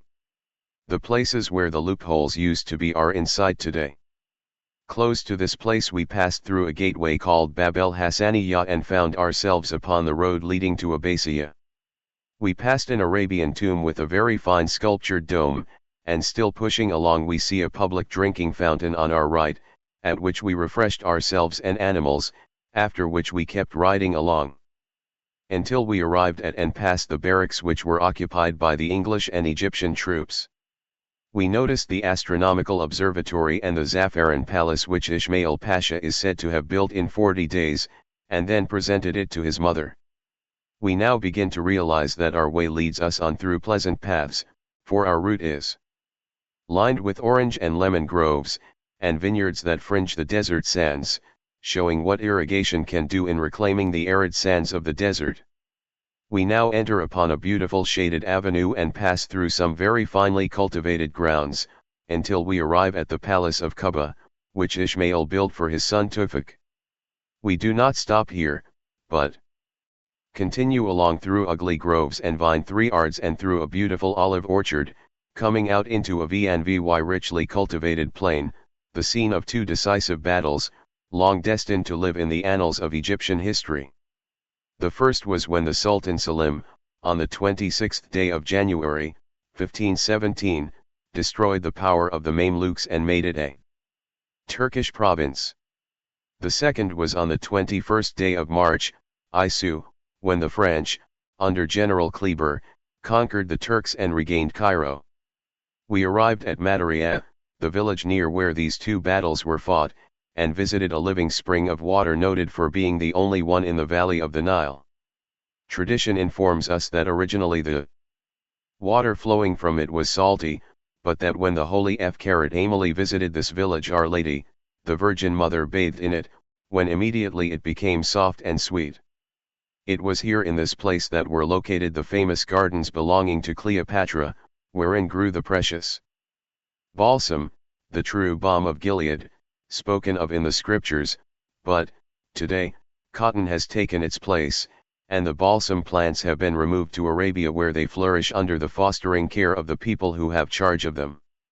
A short distance beyond the village we came to an old S3K, called the Virgin's Tree, from the fact, as tradition informs us again, the Holy Family rested beneath its spreading branches after their flight into the land of Egypt. About half a mile farther on we come to the site of Heliopolis and immediately recognize one peculiarity about it, that there were no heaps and mounds of rubbish representing the remains of the walls, tombs, temples, etc., for like Alamphis, it too has been a quar for the upbuilding of Cairo. In the ancient days of Egypt the city was in the height of its glory. The very fact of Usertesen's obelisk standing there today proves its antiquity and links it with the beginning of the Middle Empire, in the year B.C. 3604. During the time that Mariette Bey was excavating here in 1s58, he unearthed a great man 3-carat stones bearing the names of Ramses II and Thutmose III, both of whom, no doubt, beautified and adorned some of the temples in this ancient CIT 3-carat of On. It was celebrated for its Temple of the Sun, which was a most magnificent edifice, standing at one end of an enclosure fully 3 miles in circumference, and leading up to it, from the entrance, were rows of beautiful sphinxes and obelisks. The priests of Heliopolis were famous for their learning, and enjoyed the reputation of being the most learned men of their age. Their Solon, Eudokus, and man others came to study and acquire some of the wisdom that flowed forth from their celebrated fountain, the College of Priests, and yet, today, there is no remains of this most magnificent city standing to mark the spot where Moses drew his inspiration, nothing to tell of its vanished glory and the splendor of its tombs, temples, and monuments, excepting one solitary obelisk to testify to the ancient grandeur and departed glory which existed b.c. 3000. This obelisk is made of rose granite, and the length of the stone measures 66 feet, with an average face at the ground of 6 feet and 1 inch. The pyramidium or apex shows that it was encased at one time with a metal covering, and the inscriptions which are blazoned upon its stony sides inform us that Usertesen I, Arekeeper Ka, king of Upper and Lower Egypt, dedicated and erected this monument at the beginning of a 30-year cycle. There is only one other obelisk older than this, which is a very much smaller stone, and was found by Lepsius at Memphis. Close to this ancient monolith we spread our luncheon, and amidst the popping of corks, the clatter of knives and forks, we feasted and talked of the wonderful civilization that belonged to these people, in the hoary ages of the past, whose architecture has been admired by people of every age, and continues to be the wonder and admiration of the people of the 20th century, as in every other. We discussed the decadence of her arts, sciences, and philosophies, since the golden age of Egypt, and the wonderful changes in the valley of the Nile and Delta since this grand old monument was quarried and erected on the borders of the desert. In the city of Beth Shemesh, Heliopolis, close upon 30 centuries B.C. it was to the city the phoenix used to come, once in every 500 years to reincarnate. This most extraordinary Arabian bird is said to have been the size of a full-grown turkey, with the most beautiful plumage imaginable. Tradition informs us that about the time that this Arabian wonder was to arrive to reincarnate, a priest of the temple would prepare a fire upon an altar within its sacred precincts, into which the bird would fly and be consumed.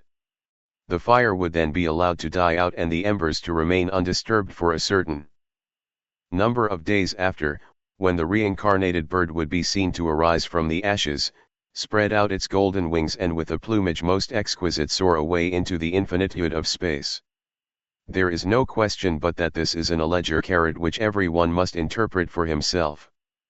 There is one peculiar thing to be noticed in this wonderful valley of the Nile, and that is there are 3 Sabbaths observed here.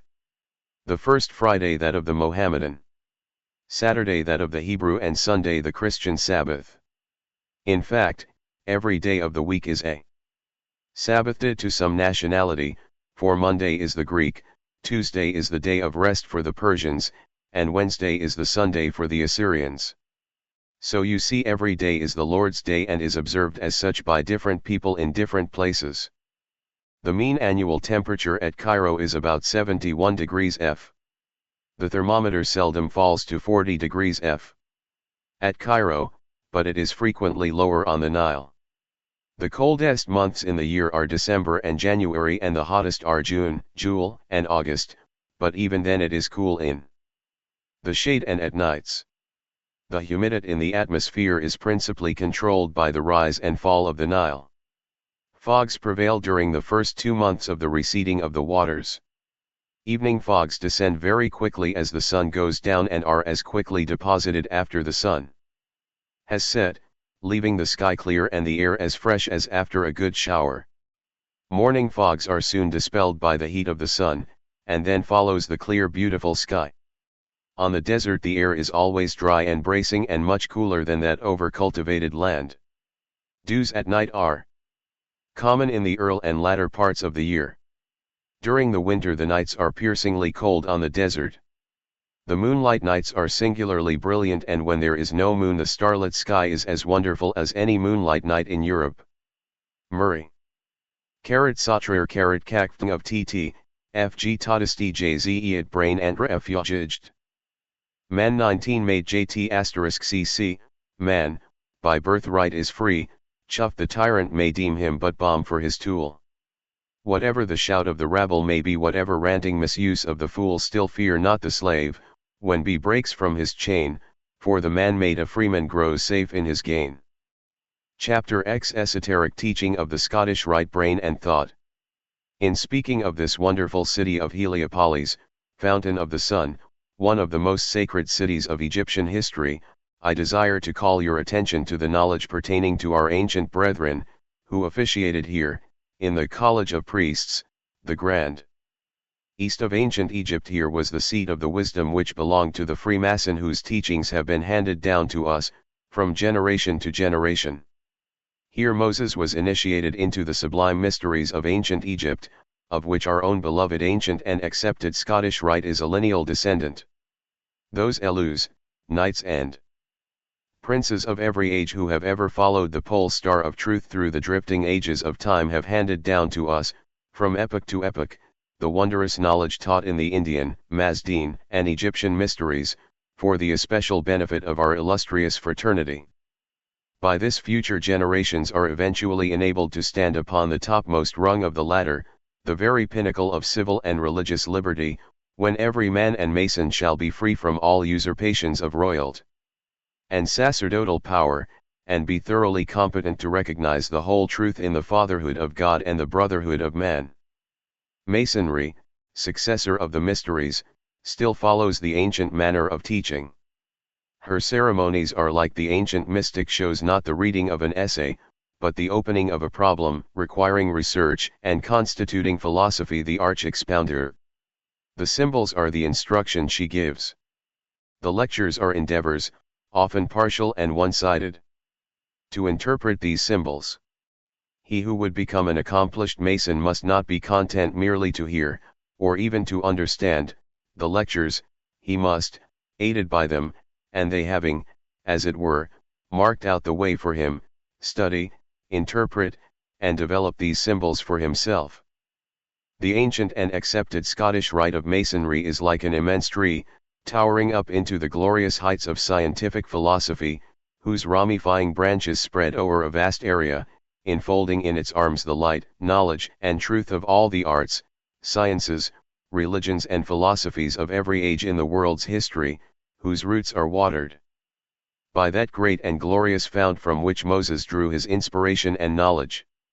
In fact, this tree is the fons et origo of the wisdom itself, which can be clearly demonstrated to all those who climb up into its glorious height. When the neophyte first stands beneath its overshadowing branches, in darkness visible, with ambition to know and understand the unknowable, his higher self will then prompt him to greater exertions. Clinging and climbing, he struggles upward and onward, grasping blindly for light, until he stands upon the first of its multifarious branches. With awe and admiration he then begins to realize the sublimity and grandeur to be found in the very shadows of its magnificent foliage. He sees far above him scintillations of great and glorious truths, descending through the drifting ages, to and across the threshold of the 20th century, and will begin to understand what the poet meant when he said, "Heaven is not reached at a single bound, but we build the ladder by which we rise from the lowly earth to the vaulted skies, and we mount to the summit round by round." It is so with the neophyte. He will begin to realize that heaven, wisdom, is not gained by a single bound, but is only to be obtained by mounting step by step, or degree by degree. Beset with many difficulties and dangers, as he advances his view widens out, his horizon expands, for the pole star of truth and right has been his guide. Although he stands in the very shadow of death, yet will he learn that within his own heart he carries the light which shall lead him through the valley of the shadow, to more sublime heights of the ineffable degrees of our beloved fraternity. He will realize that there is no death, for what we call death is simply the disintegration of molecular forms, to be made manifest eventually in many others. This disintegration of the physical body of man, animals, plants, etc., occurs as soon as the life forces or controlling soul departs. The mass of living elemental units, composing the physical body of man, being no longer controlled or coordinated, separate one from the other, putrefaction or decay ensues, and the body becomes a mass of unrestrained, unregulated lives, destroying the form or body by their own especial forces. The physical body of either man or animal once more becomes the dust of the earth, and he will now realize the truth of the statement, "Though I die yet shall I live," for we must distinctly understand that death is merely the inn by the wayside, simply the bier upon which the body is laid. He will eventually realize that all men must pass through the gates of death before they can enter on the road that leads to immortality. Death does not annihilate the true spiritual seven nan-karat but just simply destroys the form or personality, the old shard or shell, the tegument of clay that has been the house in which the individuality, or higher self, has been enabled to manifest itself on the physical plane. And in reaching death, he must thoroughly understand that he has suffered, and will become purified, so that the works of the divine essence might be exemplified in him. Through the glory of life, man must mourn, sorrow, suffer pain and humiliation to the personality, while he, the true seven nan-karat, will know full well it is simply a refining process to bring him out purified. When man stands erect in his godhood, before the divine glory of light and truth, with arms outstretched, and head uplifted, in conscious knowledge of divine love, willing to accept his karma, then the cross will fall behind him and he will realize that he stands before his higher self, the divine presence of the Supreme Architect, and positively know that he and his Father are one. He will thoroughly understand that resignation is what brings him perfect peace and happiness, and unlocks the door leading to immortal bliss. This faint glimmer of the truth and proof of the immortality of the soul, proves to the initiate that he has passed in the square to the compasses, whose swinging leg circumscribes every moral virtue. In fact, he realizes that he has gone beyond the operative tools and now uses those of the speculative mason. The instruments used by the sages of the ancient world will now become familiar to him, and in their use he will discover that he has now risen to a higher plane of intellectual development, to a knowledge of truth and the key to the lost word. I/E any things will now become clearer to his vision and understanding, from these ineffable heights of Scottish Rite Masonry. He will see in the pole star a fit emblem of the deity, a point within the circle of eternity. Now is the opportunity for him to devote his time and attention to solving the great problems of life, to enable him to understand those sublime philosophical truths permeating our beloved fraternity. In attaining to a knowledge of these lofty truths he should strive earnestly and faithfully to give them, just as freely as he received them, to his aspiring brother by the wayside. Such a perfect Mason will be ever true to himself and the glorious fraternity to which he belongs. Like the ancient initiates of the Egyptian mysteries, he will faithfully obey the law and be true to the principles of Scottish Rite Masonry. Always ready to draw his sword in defense of his country for the preservation of free government, never consenting to despotism or civil or military usurpation, he will be guided and directed solely by honor and duty. What the world of today, and even generations yet unborn, owe to Masonry and our glorious Scottish Rite will never be fully realized. Our fraternity has always been and always will be an incentive to enlightenment, liberality, and education. During the Dark Ages, in the lodge room only did scientists and philosophers dare make known any of their important scientific discoveries, for fear of the Inquisition, that dread tool of tyrants and benighted superstition. Today we find our beloved Rite working earnestly and faithfully in the interest of suffering humanity, to secure for all freedom of thought and free government, for the people and by the people. Our Elus, knights and princes of the 20th century have an advantage over ancient brethren in being able to exemplify openly the grand truths taught behind the closed doors of our most illustrious bodies of the Scottish Rite, throughout the world universal. The faithful manner in which these duties are being performed are only known to the co-workers in the great and glorious undertaking of that which is just, right and true. We realize that we should not live for ourselves, but devote our time to the welfare of our country, our neighbors, and practice charity toward all men in the fullest sense of the word, recognizing in every man a brother, and above all practice selflessness in all our dealings with our fellow man, without hope of honor or reward. Once more I quote from Morals and Dogmas, page 312, "The true Mason labors for the benefit of those to come after him, and for the advancement and improvement of his race. It is a poor ambition which contents itself within the limits of a single life. All men who desire to live, desire to survive their funerals, and to live afterward in the good which they have done mankind rather than in the fading characters written in men's memories. Most men desire to leave some work behind them which may outlast their own day and brief generation. This is an instinctive impulse, given by God, and often found in the rudest human heart, the surest proof of the soul's immortality and of the fundamental difference between men and the wisest brutes. To plant trees that, after we are dead, will shelter our children, is as natural as to love the shade of those our fathers planted. The rudest, unlettered husbandman, painfully conscious of his own inferiority, the poorest widowed mother, giving her life blood to those who pay only for the work of her needle, will toil and stint themselves to educate their child that he may take a higher station in the world than they, and of such children are the world's greatest benefactors. The first inhabitants of Egypt brought with them the eternal verities of the ancient wisdom from India, the birthplace of the Aryan Hindu. The last offshoot of the first sub-race of the fifth root race, who most assuredly preserved the secrets of the glorious teachings we so dearly love and practice today, in Scottish Rite Masonry.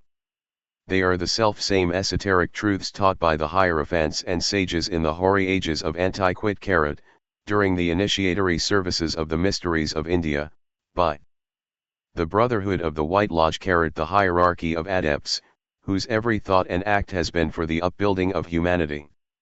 These are the brothers who have preserved the sublime truths and teachings we are endeavoring to promulgate in our lodges, chapters, councils and consistories, of both the southern and the northern jurisdictions of the ancient and accepted Scottish Rite, throughout the world universal.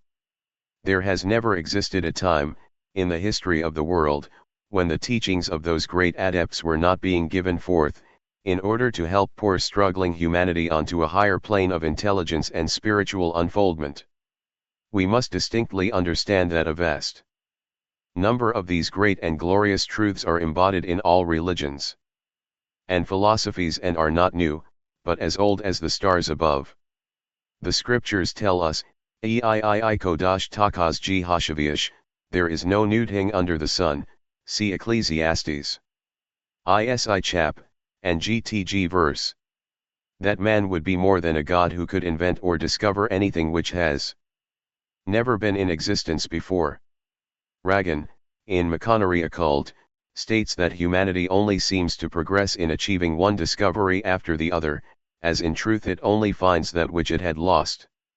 Most of our modern inventions, for which we claim such glory, are after all, things people were acquainted with 3,000 or 4,000 years back. Lost to us through wars, floods, and fire, their very existence became obliterated from the memory of man. And now modern thinkers begin to rediscover them once more, see chapters 3 and 14 of this work.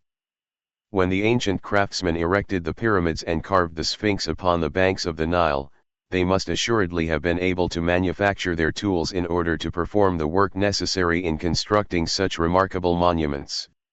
We have ocular demonstrations that they thoroughly comprehended the quarrying and carrying across the desert sands of Egypt, enormous blocks of stone, and raising them to the required position by methods peculiarly their own, to erect tombs, temples, and colossal statuary to beautify and adorn the wondrous cities in the valley of the Nile.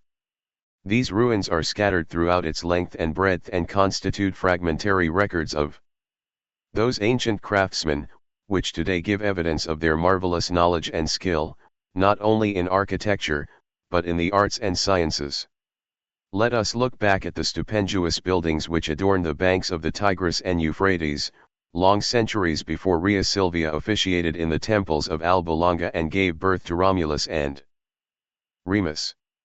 Let us follow in the footsteps of the men who delved into and unearthed the secrets of that Babylonian empire, and we shall be astonished at the profound knowledge that pertained to this ancient people, who erected the hanging gardens of Babylon simply to gratify the whim of a daughter of Ecbatana. Let us cross the dark waters of the Indian Ocean, and visit the land of the Vedas, where we may examine the most magnificent gopuras and cave temples. We may here receive ocular demonstrations of the sublimity and grandeur. 0/_11U, DCJ3AQ_BLD. Of Thebes extremely beautiful fabrics, which are the wonder and admiration of our learned men of the 20th century. My dear brothers and readers, the farther back we go into the realms of distant ages, searching for the wisdom and knowledge belonging to brothers of a prehistoric age, the more will we be confronted with unmistakable evidences of their great learning and most extraordinary intellectual and spiritual development.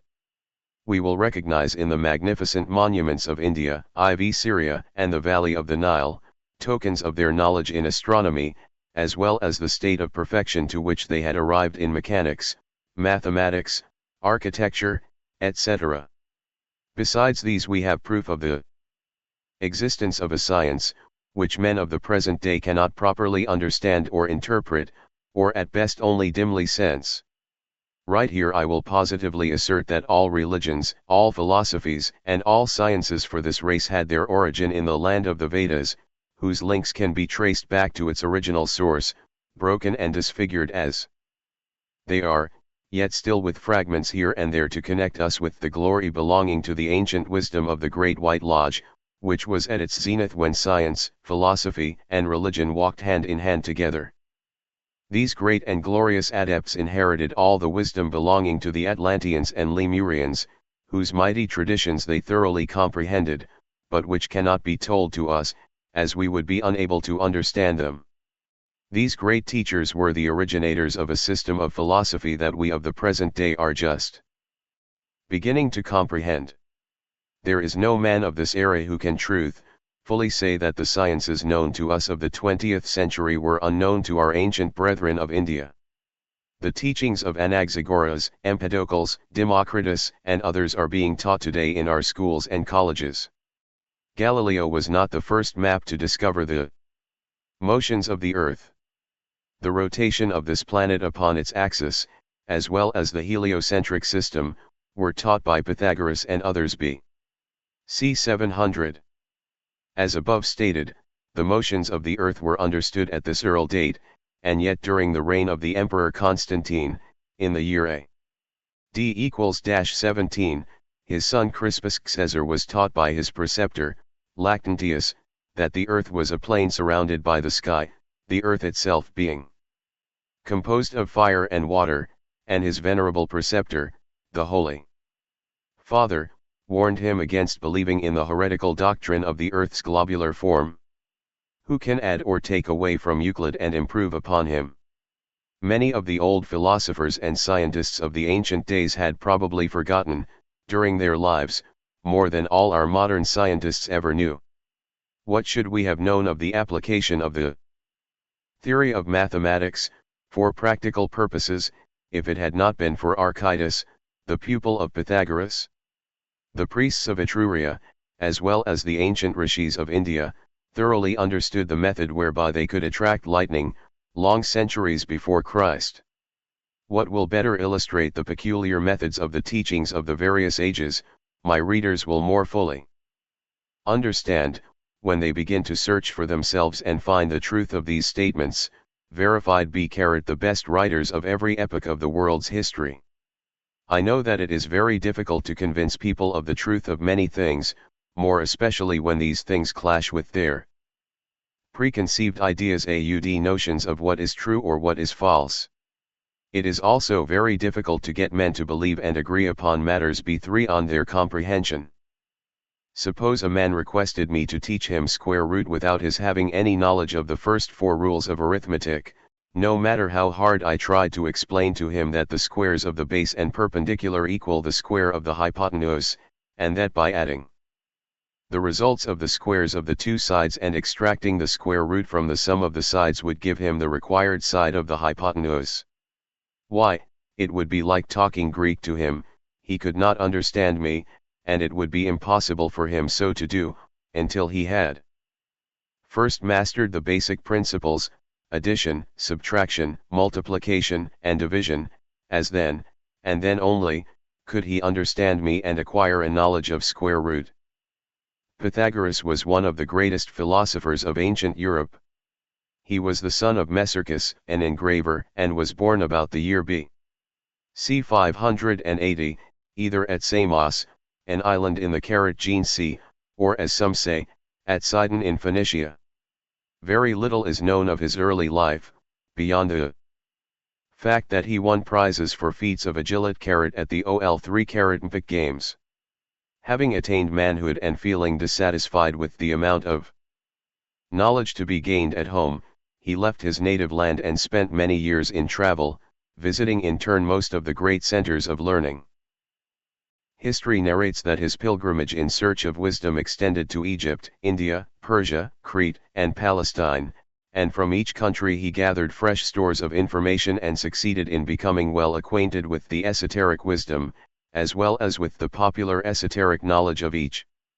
He returned to his home, with his mind well stored and his judgment matured, intending to open there a college of learning, but this he found to be impracticable, owing to the opposition of its turbulent ruler, Polycrates.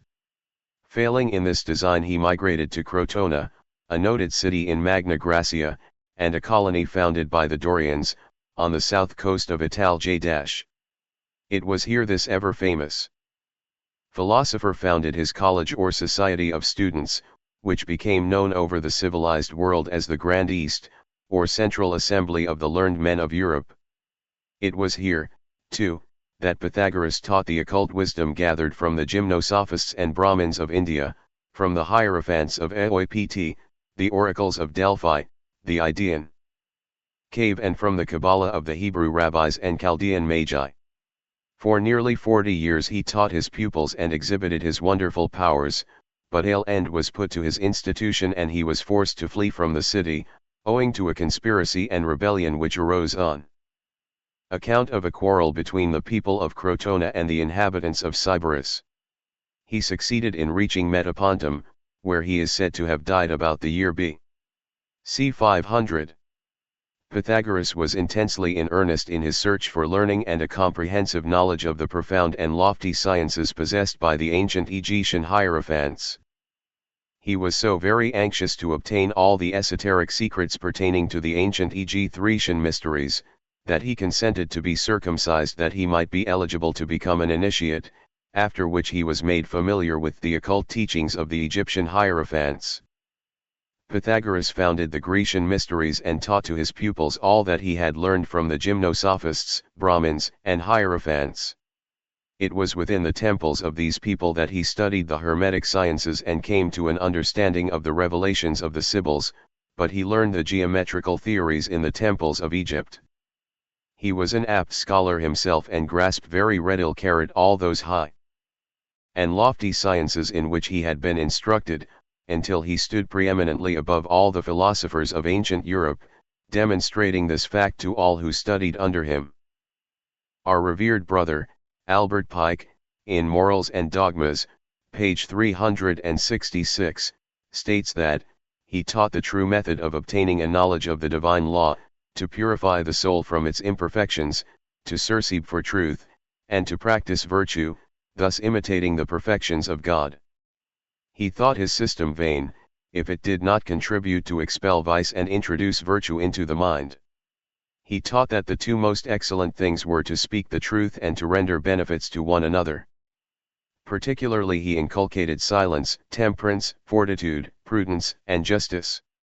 He taught the immortality of the soul, the omnipotence of God, and the necessity of personal holiness to qualify a man for admission into the society of the gods.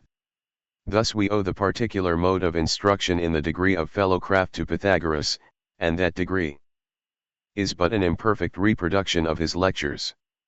From him, too, we have many of our explanations of the symbols. He arranged his assemblies due east and west, because the master represents the rising sun, and of course must be in the east. The pyramids, too, were built precisely by the four cardinal points. And our expression that our lodges extend upward to the heavens, come to us from the Persian and Druidic custom of having to their temples no roof but the sky.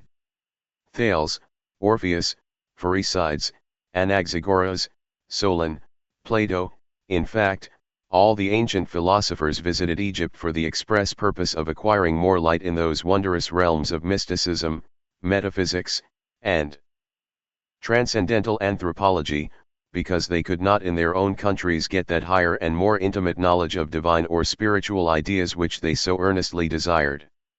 They thoroughly realized that the sublime teachings of the ancient Egyptians were not cognized by the uninitiated, and, in fact, thoroughly comprehended they were not enabled, from the teachings received, to delve deeply into the ethereal realm of thought or being, and all they were enabled to comprehend was merely the phenomenal, cognizable by their senses alone. We must ever remember that with our physical senses alone at our command none of us can hope to reach beyond gross matter. They distinctly understood that their investigations could go so far and no farther, but they positively knew. UJCRLULDXILE_OUJ_IQ_LU2, OOLLIQOUJ. That here, in Egypt, all those sublime teachings and glorious truths, for which they had been searching, and so earnestly desired to comprehend, were to be found in the ancient Egyptian mysteries. Every one of those ancient philosophic craftsmen, who lifted the veil of the greater mysteries and received the light of those sublime teachings, which were the wonder of the ancient world, began to understand that before he or they could receive the divine wisdom so earnestly desired he would have to go from below upwards, and in order to attain to higher planes, he would have to build the ladder within himself, so as to rise above his lower, and free his higher self, that he might consciously know and understand all the causes that have made him what he is, and that shall make him what he will be.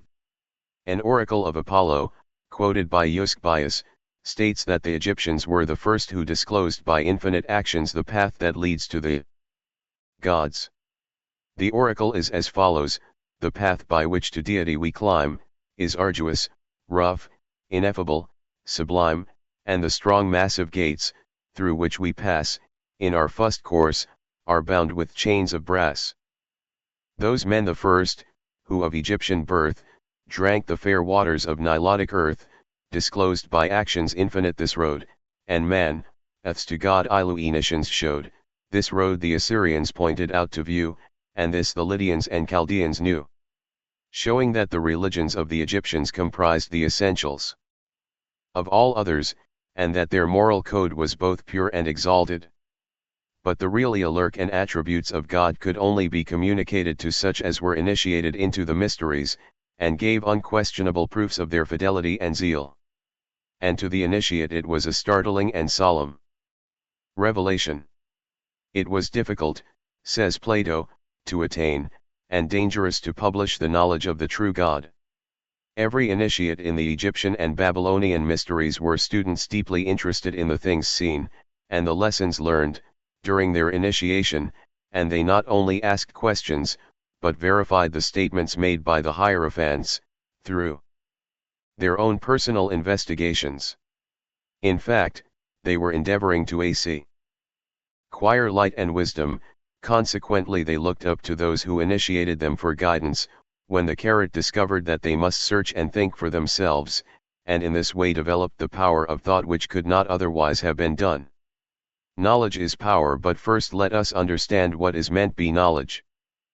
Many people are under the impression that knowledge is comprised in simply knowing a thing to be hard or soft, hot or cold, that the object is a stone, a horse, dog, or boy, is to know all about it, but that kind of knowledge is very superficial. There are many others who think that the result of experience places them in possession of certain facts, truths, etc., which is perfect knowledge. Now, I claim that true knowledge is a conscious realization of the law of phenomenal life, etc., a thorough understanding of the underlying 3D and G causes of the manifestations and differentiations of all things, and to be enabled to trace nature from cause to effect. For instance, to have a knowledge of man we must trace the monadic essence through elements to minerals, from minerals to plants, from plants to animals, from animals to quaternary man, up to the present evolution, then on through body, soul, and spirit, into the eternal essence of all things. This is knowledge, and such knowledge is only to be acquired by earnest study and the soul's deep meditation. Therefore, in our endeavor to solve any scientific problem, no matter how abstruse it may be, we should concentrate our mind firmly and persistently upon the subject, and then study it according to the law of analogy, or correspondence, which is the fundamental idea in all esoteric philosophies, whose right application is the keynote to esoteric study. Annie Besant, in the 7 Principles of Man, page 14, states that the material centers of sensation are located in the linga sharira ileareal body, which may be said to form the bridge between the physical organs and the mental perceptions. Impressions from the physical universe impinge on the material molecules of the phjasical bod carrot, setting in vibration the constituent cells of the organs of sensation, or our senses. These vibrations in their turn, set in motion the finer material molecules of the corresponding organs in the linga sharira, the ka of the ancient Egyptians, or the centers of sensation, the inner senses. From these, vibrations are again propagated into the yet rarer matter of the lower mental plane, whence they are reflected back until reaching the material molecules of the cerebral hemispheres, they become our brain consciousness. This correlated and unconscious succession is necessary for the normal action of consciousness, as we know it. In sleep and in trance, natural or induced, the first and last stages are generally omitted, and the impressions start from and return to the astral plane, and thus make no trace on the brain remor carrot, but the natural psychic, the clairvoyant who does not need trance for the exercise of his power, is able to transfer his consciousness from the physical to the astral plane without losing his grip thereof, and can impress the brain memory with knowledge gained on the astral plane, so retaining it for use. I consider consciousness to be the 6th sense. It deals with the occult, the psychic, the purely mental, and is but little understood by the people of the Western world, simple because there is no money in it. Yet, by the use of this sense, we can work apparent miracles by the thoughts of others, like an open book. Consciousness develops intuition to such an extent, or degree, that to one who has cultivated this sense, by simply holding the hand of a person he can him talk, just as plainly and as intelligently as if you saw his lips move in speech and heard his voice. Now if we understand that thoughts are things, that thoughts are personal entities, just as much as a book or pen, a man, or a tree, we can thoroughly comprehend this fact. A word lightly spoken may not live, but the thought that embodied it does. Consequently, to the PS3 carat chic, the clairvoyant, there is no difficulty in reading one's mind, for the simple reason that the thought forms are seen and easily understood, because he not only sees the thought, but as I have already stated, he can him express himself. Albert Pike says, in Morals and Dogmas, page 573, the words I speak are but a succession of particular sounds, that by conventional arrangement communicate to others the immaterial, intangible, eternal thought.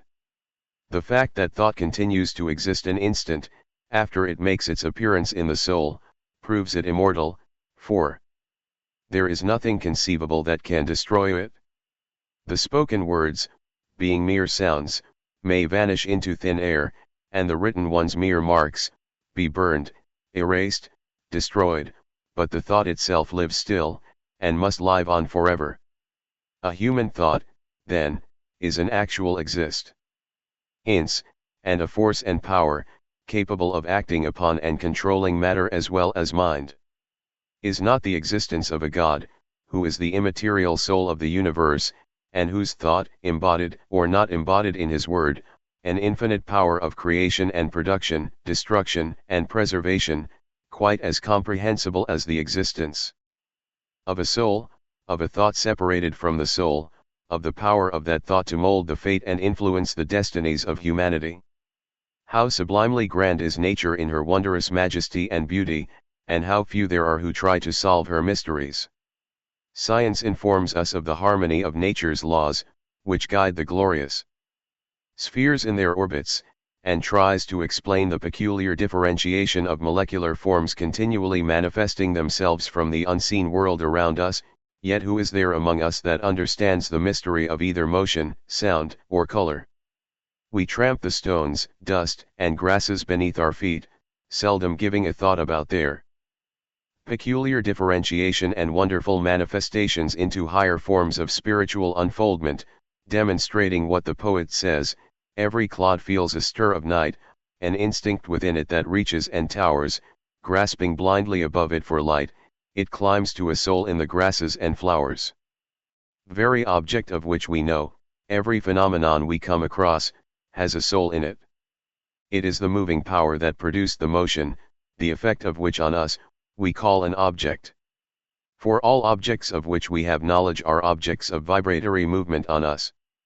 This moving power may be, and is, in materialistic language called force. Now this force, or soul, is evolved and differentiated as it clothes itself in forms, a process which may be called the incarnation of force. This is a universal law. Everywhere we notice that force, type, or idea is incarnated, or manifests itself in forms, again, and thus it grows. Force is never destroyed, but when the form, in which it clothes itself for the time being, is broken up, it finds some other form in which to express itself. The same law applies to the human kingdom, for human beings are just as much a part of nature as anything else. Human force, or type, or soul also reincarnates in order to grow. The only difference between the process, as working in the lower kingdom and that noticed in humanity, is that while in the lower kingdoms the force is a special one, human forces or souls are individuals. Each soul is an individual, and capable of no further subdivision and differentiation, but only of progress. Thus the soul in man, as an individual force, appears first in the crudest form. Then as it repeats its incarnation, or manifestation in form, it goes on progressing till it has completed the human evolution, and has reached the same perfection, as, for instance, was reached by Christ. Thus reincarnation is the method of the evolution of the soul, and we must distinctly understand, that it does not mean transmigration, or reappearance of individuals of one incarnation, as the very same individual in the next. The stone disintegrates and forms the dust of the earth, so that plant life might come into existence, and produce higher forms of unfoldment, leading on to higher spiritual development and divine consciousness, as manifested in her higher forms, for as the Reverend J. W. Lee, D.D., says, in The Making of Man, not till the dust stands erect in the living man, not till the atoms throb in a human brain, and beat in a human heart was the intention. Under the drift of ages, spelled out in the unity of thought. Man is the head and heart of nature. Evolution and involution is the coming and becoming of man. The world is because he is. What mind can comprehend the infinite and absolutely unknown, having no beginning and shall have no end, which is both last and first, because whether differentiated or withdrawn into itself it ever is. What mind can explain the mystery and power of magnetism, the virtue or force which compels one pole of a magnetic needle to point direct to the north? And what is light? What is electricity? Who can explain the process by which the rose received its delicious perfume? Whence comes the blush of its petals? And how does the lily come forth from the slime and filth of the cesspool, in all its dazzling brightness and purity? Is it any more a problem, whence comes thought, will, perception and all the phenomena of the mind? Has the phonograph vocal organs? Has it a memory? Has this rotating jadinder which speaks to us a brain and tongue, that will articulate with an exactitude seemingly incomprehensible your vocal thought? How often we hear people say that the brain is the organ of the mind and its secretion is thought. Are we to understand from this that thought or mind cannot exist without the brain? If that is the idea they desire to convey, I for my part most emphatically object to such conception, and do most earnestly ask the reader to follow me in an argument along these lines, so that I may be enabled to show them that these assertions are not true. Does it require a brain to direct?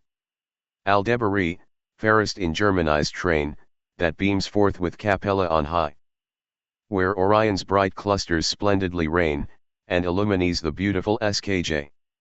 When Professor Tyndall delivered his celebrated address in Belfast, Ireland, upon the subject of matter and mind, he stated that science would probably have entirely to recast its conception of matter, and this is just exactly what science has been compelled to do, and today, in this wonderful 20th century, it does not give the same definition to matter it did when I was a boy, for now, we recognize matter existing under conditions that would have been regarded as an absurdity by the scientific world, when Tyndall intimated the necessity for the reconsideration of preconceived ideas regarding matter.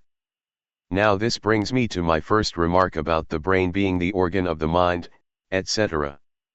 Nearly every person is under the impression that thought is produced by the action of the gray matter of the brain, and when the gray matter was not to be found working, in its peculiar convolutions, thought was not able to produce itself, and that with the presence of the brain thought is manifested. According to the old theory, the development of thought in a child was entirely different in its character from that in man, or even in the child at a more advanced age. It was claimed that the thought in the child was infantile in its character, and as the child grew from boyhood to manhood, thought grew pari passu and became far more subtle and powerful, and that it was a more mature thought, having developed through an advanced age, being produced simply by the physical development of the convolutions of the cerebral hemispheres. Further, if at any period of man's life his brain was injured, or overpowered by of strong liquors or narcotics, or under high feverish conditions, the blood supply would be impure and bad blood would function through the brain, in consequence of which he would have delirium, and his thoughts become confused through the peculiar condition of the brain. Again, it is asserted that if a man's brain is injured by a heavy blow upon the head, crushing the bone in upon the grey matter, thought is immediately arrested, and in lifting the pressure of the bone from the brain thought will begin to function again. It is claimed that if a portion of the brain were destroyed or eaten away through disease, the faculty of thought expressed by that particular portion of the brain would disappear. The conclusion arrived at would be, from the above, that thought grows, ripens, and matures with the growth and development of the brain, and varies according to the condition of the brain, being destroyed if the brain is seriously injured, finally disappearing as the brain decays and the mind of man is destroyed is lost. Now there is no question about the strength of these arguments, for they are most assuredly very strong, more especially to one who reasons, step by step, along the lines where this process of reasoning would lead him. But I intend to show that this inductive method of reasoning is not at all times true, for many facts have been overlooked, and in consequence the entire argument falls to the ground, like a house built with a pack of cards. Annie Besant has said, unless you are sure that you know everything in the universe of discourse, inductive logic does not lead you to a certain and final conclusion, which most assuredly has not been done in this argument, therefore the whole superstructure falls to pieces. In an argument based on the constant relation between two things, a relationship must positively be shown to exist. If you get the same two things moving in an opposite direction, varying inversely, then what becomes of the argument? Now that is exactly what has happened in connection with the argument based on brain and thought. And they're constantly varying together. It has been found they do not so vary, and still more than that, sometimes vary inversely, that is, a condition may sometimes arise where the brain is partially paralyzed, but where the thought is much more active than when it is working in. Now I caret OIIU caret 2, rovo to you by high, notic and nix nicric experiate KIILLLI.IT 3 ULI, RIU CC, 3 function when the brain is paralyzed. Chayakal and his school HAC demonstrated Tlia's fact, and they have proved it over and over again. Tlik learned doctors have not advanced a Tlieri, he'll have just stated facts in their research and scientific observation. Hut. Lerslow ICI 2K, EACU from the Medical Record of New York, page IO, IIL/Lolly, ISC, 8, a man is regiorled hyported to have lost the whole of his right cerebral eye. Il high iis, lr by an execute. Li was unconscious for AV/hours only, and ICF/Phi/Hurcan CRCDI/R/YOTTU/LLML3 dire. TH, IL, LV, T//Atlik Luria he li, I, 3T Hirni Thuria Consrians carried because he recollected being picked up and taken to a hospital. I 15 minutes later the wound was closed. 1/V had, of C, Nares, side paralysis, but Lee's left cerebral hemisphere being intact his intellectual functions are said to be unimpaired. VVC have, NIESL Nuyut called the spneorophyly, which distinctly shows, not ul /the tlyrobiog of the heart, but it will record and show the IIIO/Siot of the lungs, as well as the kutraclyu and expansion of the muscles.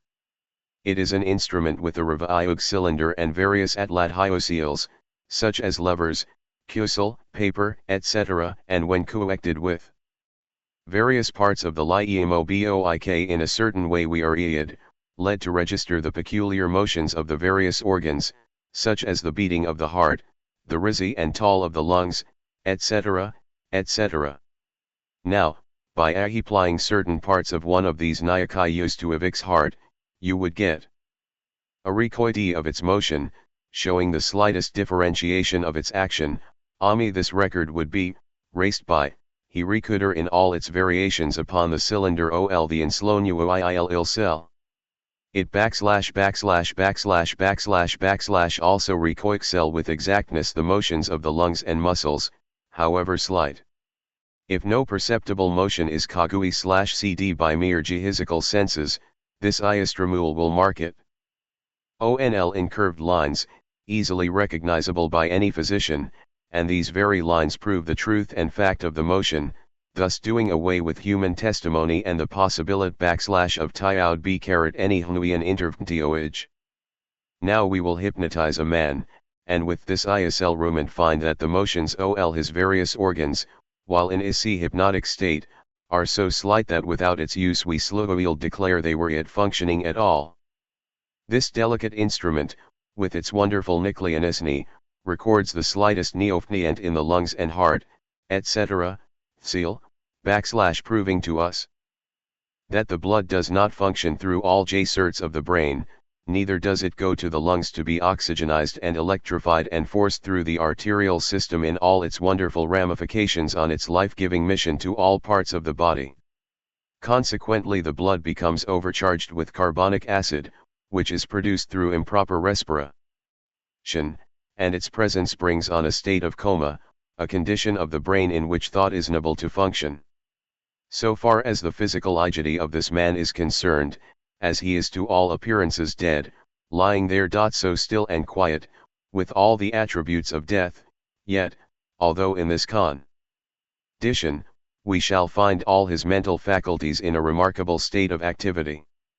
We can obtain from him, in his present condition, a demonstration of memory and consciousness far more powerful than in his regular normal or waking state. His memory has been immensely stimulated, in fact to such an extent that he can tell us of every incident in his life, from childhood up to the present day.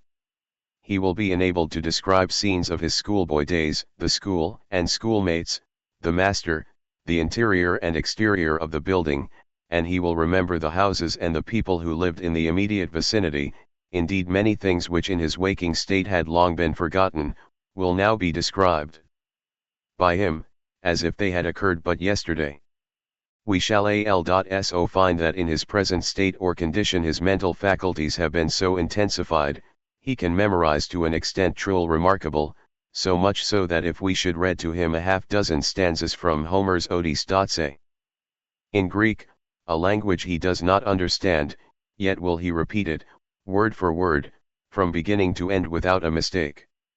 If we restore him to his waking state we shall discover that he will not remember or be able to pronounce one word of it. Hypnotize him again and we shall find that he is able to repeat them, word for word, without blunder or mishap, thus demonstrating that when his brain is dormant, not functioning, and the man is in the hypnotic condition, we find a higher grade of intelligence and a grander memory, with no blank in his life, as he can describe accurately every incident, with an exactitude seemingly incomprehensible. Many men which we meet in everyday life are dowered with an ordinary intelligence. Take one of these and throw him into a hypnotic condition, when he will be far more brilliant in his reasoning, and often argue from cause to effect with surprising ability, yet his brain is not working, and in this condition you can compel him to do nearly anything you may desire. You can destroy his senses or intensify them. You will realize that you can control his voluntar muscles, individuality, sympathies and antipathies, and perform many things with which, no doubt, you are perfectly familiar. We positively know that we can hypnotize an insane man and obtain from him intelligence and reasoning powers. Throw him back again to his waking state and once more he is a lunatic, but under hypnotic control he becomes an intelligent, reasoning, human being, who will talk and argue as well as one that is sane. I could continue my arguments along these lines, but think the above will prove that though thought may always be expressed by the brain, it is also possible to express it without the brain. Although many incidents in our normal lives have been forgotten, they are to be found impressed upon our consciousness and can be brought back, again and again, even when lost to our normal faculties. We find, through these investigations, that instead of thought varying with the state of the brain, it varies against it. When the brain is in a state of coma, thought is far more active. When paralyzed, the mental faculties are immensely stimulated and the man enabled to exercise a power far more keen and subtle than during his waking consciousness, by which fact we x force to admit that the brain is a limitation impressed on our consciousness. Point 1 A partial instantaneant instead of the producer of thought. Therefore the brain is not the organ of the mind, and it does not secrete thought in the same manner in which the hepatic gland secretes bile for the digestive apparatus. 4. As above stated, thoughts are things, and the thoughts which come to man have existed long ages before the physical body of the man was born. We can readily prove the power and force of thought. For instance, you are sitting at your window, or standing at some place where you can see another person, say standing upon the sidewalk, waiting for someone, and, if you send out a thought to him, willing him to look around at you, the first thing you will observe will be a peculiar feeling of uneasiness about the individual, and he will turn his head, one way then the other, until finally he will direct his gaze to the spot where you are standing. In the appendix of Paracelsus, by Hartmann, he states that, by the magic power of the will, a person on this side of the ocean may make a person on the other side hear what is said on this side, and a person in the east may thus converse with another in the west. The physical may hear and understand the voice of another man at a distance of 100 steps, and the ethereal body of a man may hear what another man thinks at a distance of 100 miles and more. What may be accomplished by ordinary means in a month, such as the sending of messages, may be done by this art in a day. The thought goes forth with a force for good or evil, just as we think or send it out, and like a stone cast forth from our hand, falling into a pool of water, disturbs and displaces every molecule of that body.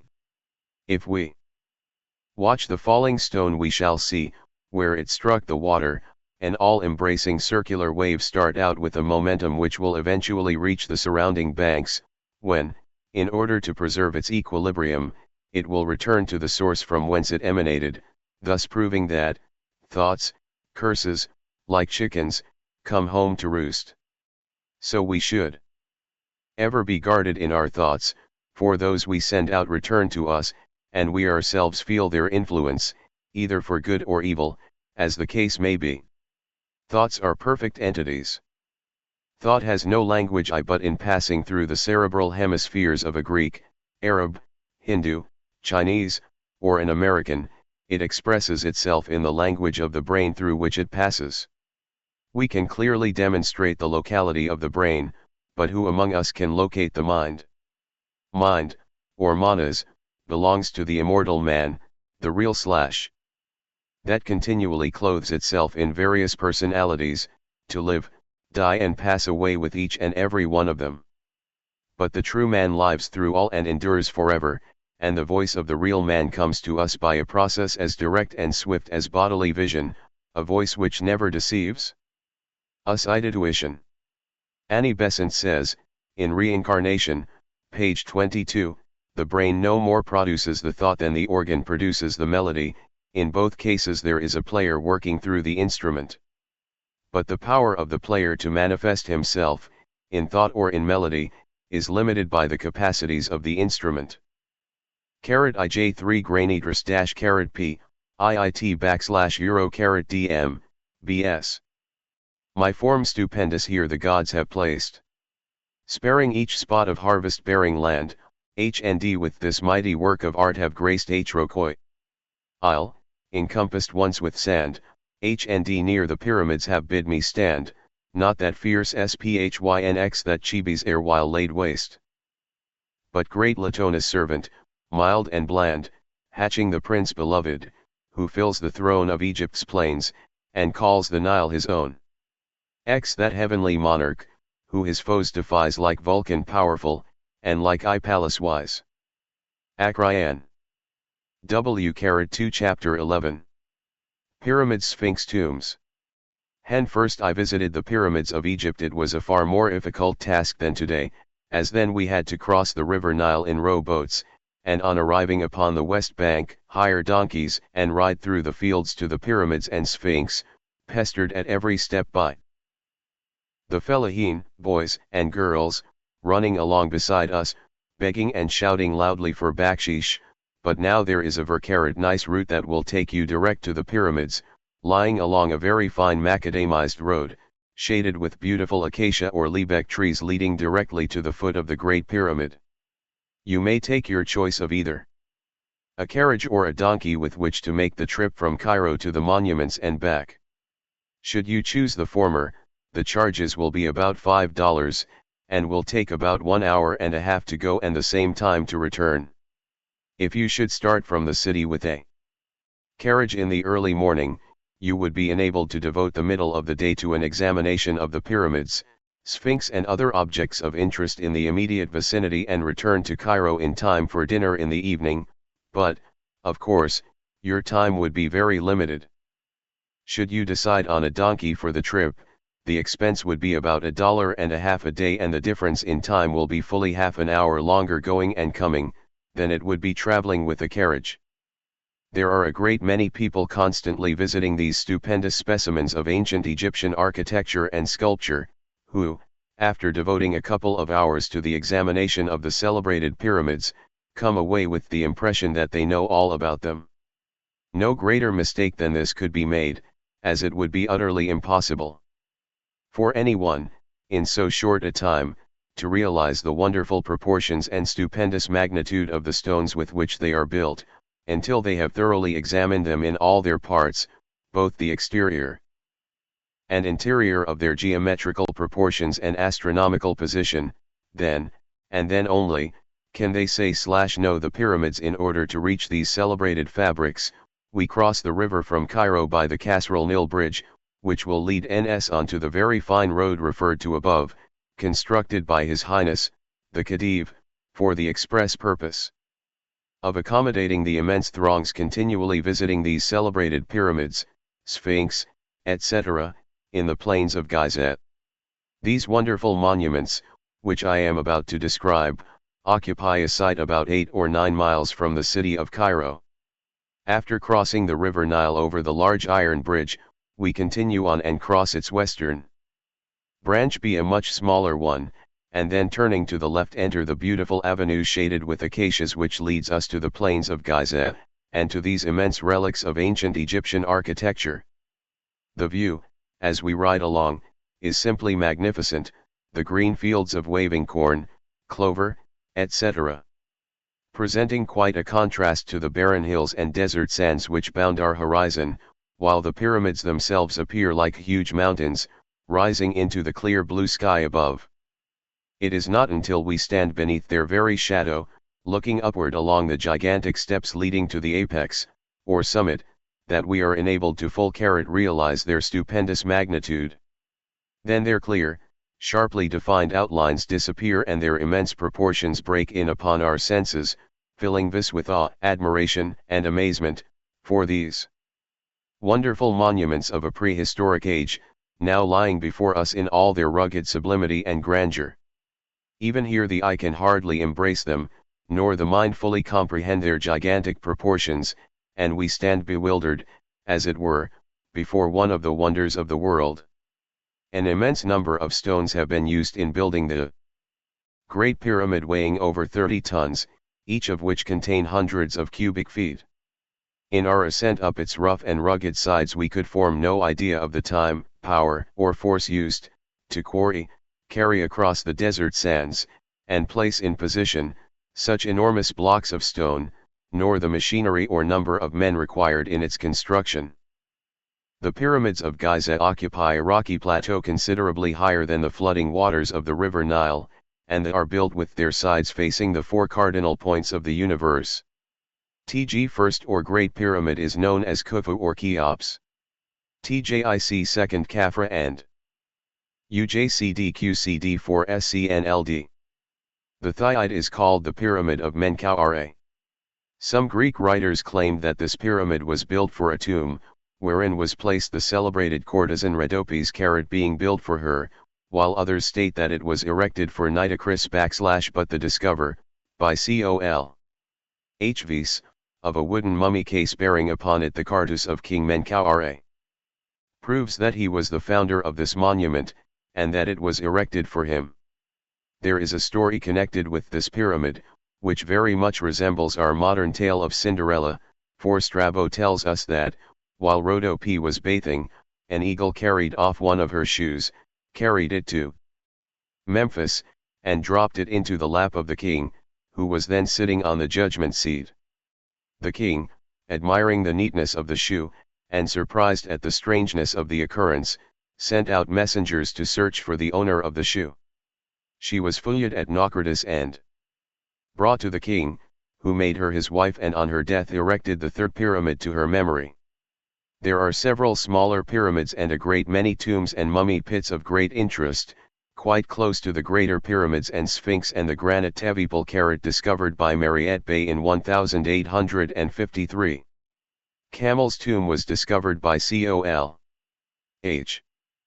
Vyse, in 1837, during his exploring excavations, and he named it after the British Consul General who filled that office at the time.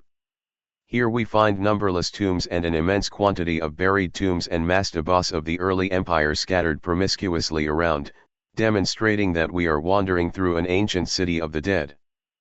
The Great Pyramids stand about 5 miles from the River Nile, and they are just as much a problem to the human race today as they were in the days of Herodotus, who visited these celebrated monuments of the ancient Egyptians, and informs us that according to his judgment, the labor required to prepare for the construction of these wonderful fabrics was not less than that required to build the pyramids themselves. The largest of the group, Cheops, is 764 feet at the base and covers 13 acres of ground. It has a perpendicular height of 450 feet, with about 206 steps, varying from 5 feet to 18 inches, which will bring you to its summit, a flat surface of about 40 feet square, from which point a very fine view of the surrounding country may be obtained. Various writers give different dates for the founding of this wonder of the world, c/Iops, and Wilkinson places its origin c. 2123. The best place to make the ascent is near the northeast angle, as there the stones are in a better condition for climbing, as on the other faces the stones have been broken and displaced, no doubt by the caliphs, when they tried to destroy them.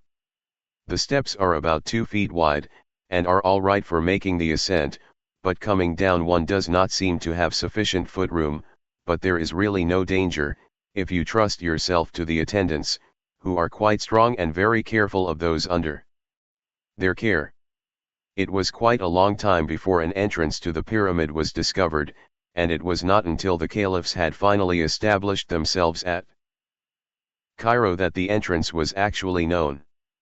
The caliphs undertook to force a passage, by quarrying towards the center, through the solid masonry, when, after reaching a distance of about 100 feet, the workmen heard a noise like the sound of falling stones, which demonstrated an approach to some chamber or passage, and on continuing their work in the direction of the sounds, about 15 feet to the left, they came across the original passage, made by the craftsmen, leading to the 2 interior chambers. They then returned this discovered passage, clearing away the stones, etc., which had fallen into it during their tunneling. They traversed this passage until the original entrance was found, which formed a pointed arch or pediment on the north side of the pyramid, a little to one side of its center, and about 45 feet from the ground. This entrance is 3 feet 11 inches high, by 3 feet 5 inches wide, while the passageway to the interior descends at an angle of 26 degrees 41 for a distance of 340 feet, in a perfectly straight line, where it falls upon a horizontal passage of smaller dimensions, about 30 feet in length, terminating in a sepulchral chamber nearly 100 feet below the base of the pyramid, which is 40 feet long by 27 wide and a little over 11 feet in height, though never completed, being left in the rough.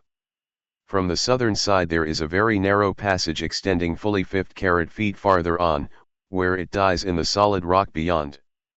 Col. H. Vyse, in his exploration of this chamber, sunk a shaft beneath it to a considerable depth, in the hopes of making some new discoveries, but was disappointed in his expectations. At a distance of 63 feet from the entrance, down the incline already described, we find a very large block of granite, which closed the entrance leading to the chamber above. The exploring workmen were unable to remove the stone, so they quarried around it to the right, which road we took, and passing over some very rough steps we continued along the inclined passage that is blocked, until we arrived at what is known as the Gicat Gallery, a distance of about 130 feet, at an angle of 26 degrees 18 at this point, when a horizontal passage leads us to the Queen's chamber, but just before we enter it we have to descend one step. This chamber is 18 feet long, 16 feet wide and 20 feet high in the center, having a pediment roof, the stones of which are carried quite a distance into the solid masonry, in order to strengthen the roof. We noticed that the stones forming the sides of this chamber fitted so closely that it was difficult to discover their joints. This apartment is located directly under the center of the apex of the P3 pyramid and distant from it 373 feet, or 470 from the original summit, before it had been disturbed by the Vandal hands of the caliphs. On each side of this chamber are small holes, for ventilating purposes, and on the east side near the entrance is a recess formed by projecting stones, one above the other, the object of which has never been understood. Nothing was ever found in this apartment, and if anything had been concealed here, so far it has not been discovered. Now let us return to the junction of the Great Gallery and the horizontal passage, where we shall find a well or inclined shaft 2 feet 4 inches square, and 109 at 3-1 feet in depth, reaching down to the inclined passage, not far from the sepulchral chamber already described. It was, no doubt, used as a means of communication between the upper chambers and the sepulchral chamber after the passage had been closed by the block of granite previously described. One can readily pass through it by means of the projections, which no doubt were made for this purpose. Right here here the horizontal passage leads to the Queen's chamber is the Great Gallery 150 feet 6 inches long, 28 feet high and 7 feet wide above the vamp or seat, which extends along both sides of the gallery. Being 2 feet high and projecting from the face of the sides 19 inches, thus leaving a passage 3 feet 10 inches in the clear. Overhead the projecting stones give this gallery the appearance of being arched, on account of the 8 courses of stone laid in the side walls, approaching each other in every course.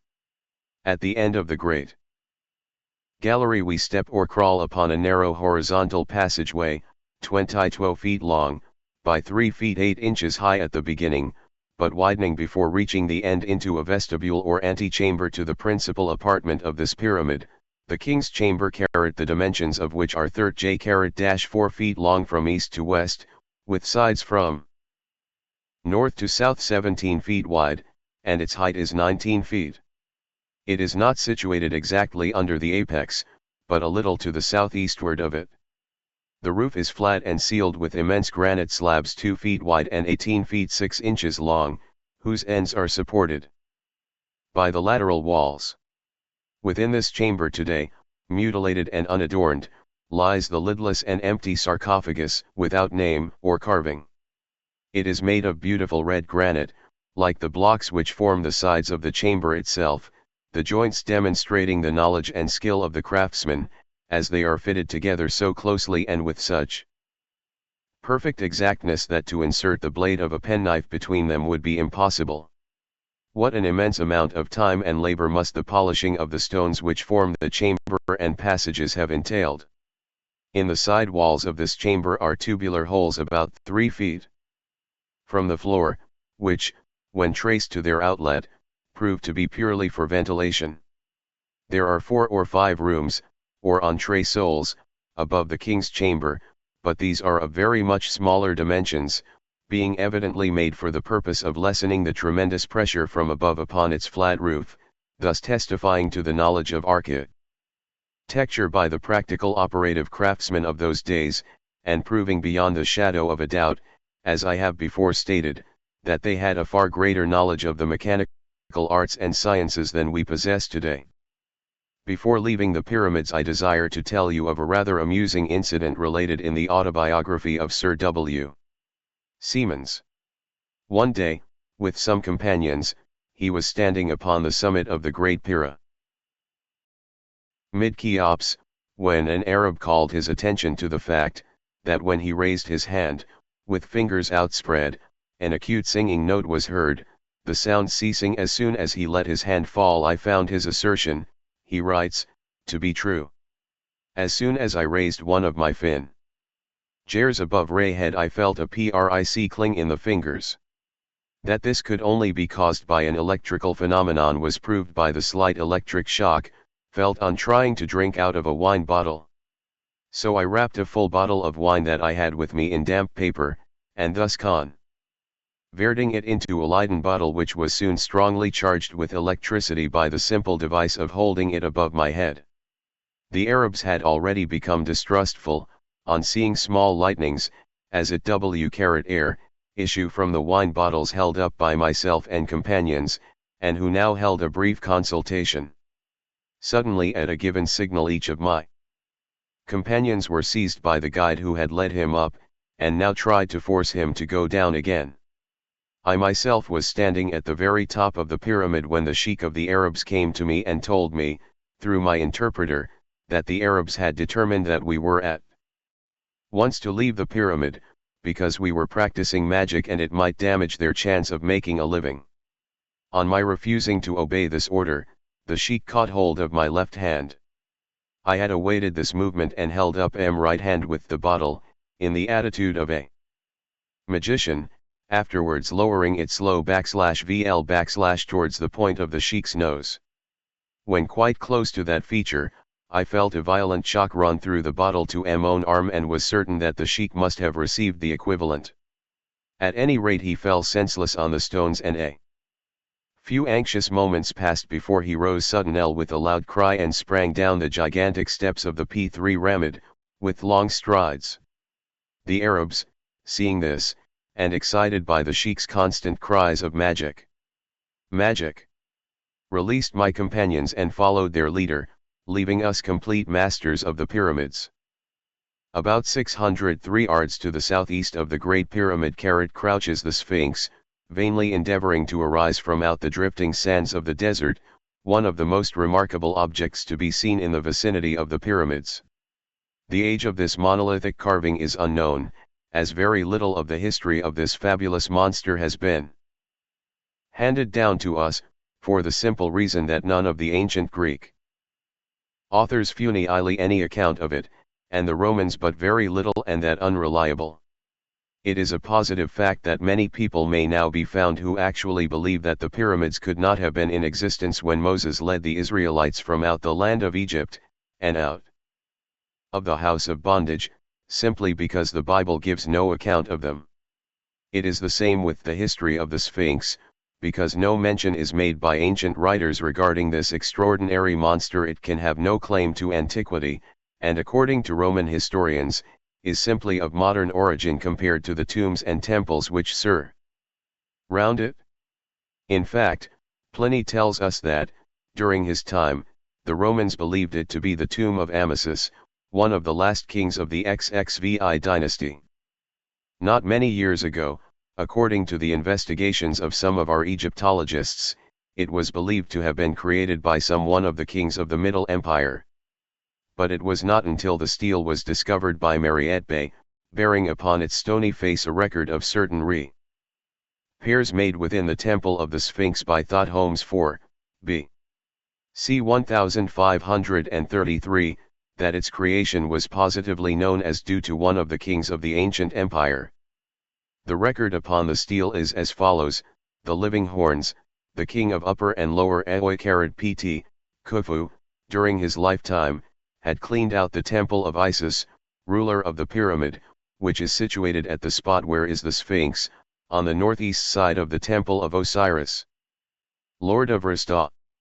He had built his pyramid where the temple of this goddess is. There is a great deal more upon this stone that Mariette discovered, as well as other discoveries made by him, going to prove that the Sphinx must have existed during the reign of Khufu, or Cheops. Mariette says that, around this imposing relic of antiquity, whose origin is wrapped in mystergy, a number of legends and superstitions have clustered in all ages, but Egyptology has shown, Jersf, that it was a colossal image of Harmaches, and therefore of his human representative on earth, the king of Egypt, who had it hewn, and second carat that it was in existence in the time of, and was probably repaired B carat, Cheops or Chephren, who had lived about B. c. 3700. Thought Holmes 4.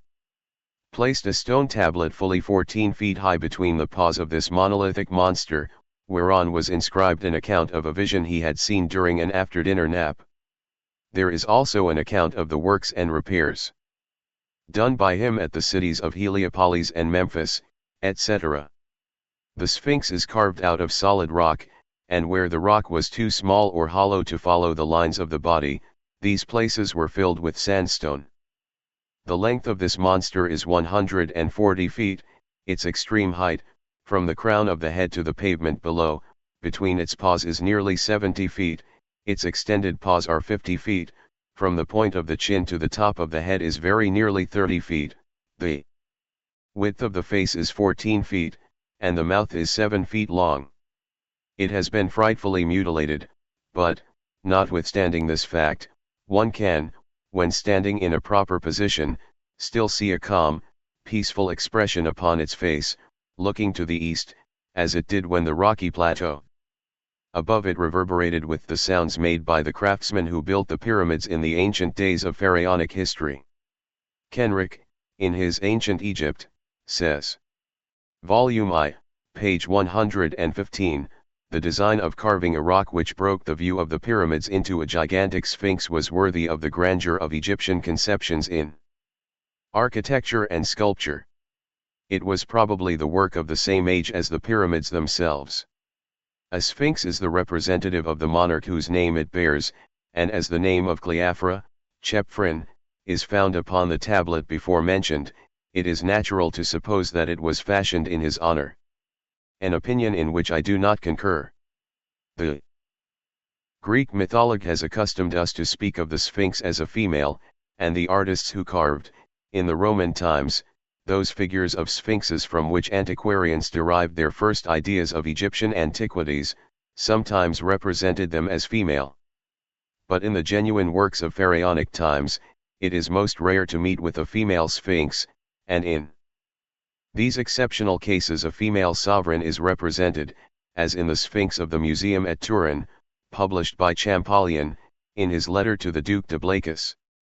The junction of the human head, with the body of a lion, denotes the combination of sagacity with strength required in the administration of a king. Before closing this article on the Sphinx, I desire to quote you from Bacon's Essays XXVIII, Sphinx or Science, to demonstrate the grandeur of symbolism, but more especially in the relation to the Sphinx. It demonstrates the necessity of a depth of profound thought and study, in order to obtain a knowledge of such a beautiful solution to this ancient symbol, our glorious ancient and accepted Scottish rite of masonry. There are vast numbers of symbols, sublimely grand, which we shall be unable to realize or understand unless we devote time and most profound attention to a study of the beauties that lie embedded within them. Not until we commence to stud in regular systematic order, the symbols in the various degrees of our most illustrious fraternity, from the 4 degrees to the 32 degrees inclusive, shall we begin to realize the sublimity and grandeur contained within them, and comprehend the lost ivored understand the true meaning of the building of the temple solve the mystery of the balance and find the key to the royal secret, by which the veil will be reft asunder and all the glories of our beloved fraternity open to our view and understanding. Bacon says, they relate that Sphinx was a monster, variously formed, having the face and voice of a virgin, the wings of a bird, and the talons of a gryphallesen. She resided on the top of a mountain, near the city of Thebes, and also beset the highways. Her manner was to lie in ambush and seize the travelers, and having them in her power to propose to them certain dark and perplexing riddles, which it was thought she received from the Muses, and if the wretched captives could not solve and inter Prete these riddles she, with great cruelty, fell upon them in their hesitation and tore them to pieces. This plague, having reigned a long time, the Thebans at length offered their kingdom to the man who could interpret her riddles, there being no other way to subdue her. Dipus, a penetrating and prudent man, though lame in his feet, excited by so great a reward, accepted the conditions, and with a good assurance of mind, cheerfully presented himself before the monster, who directly asked him, what creature that was, which being born 4-footed, afterward became 2-footed, then 3-footed, and lastly 4-footed again?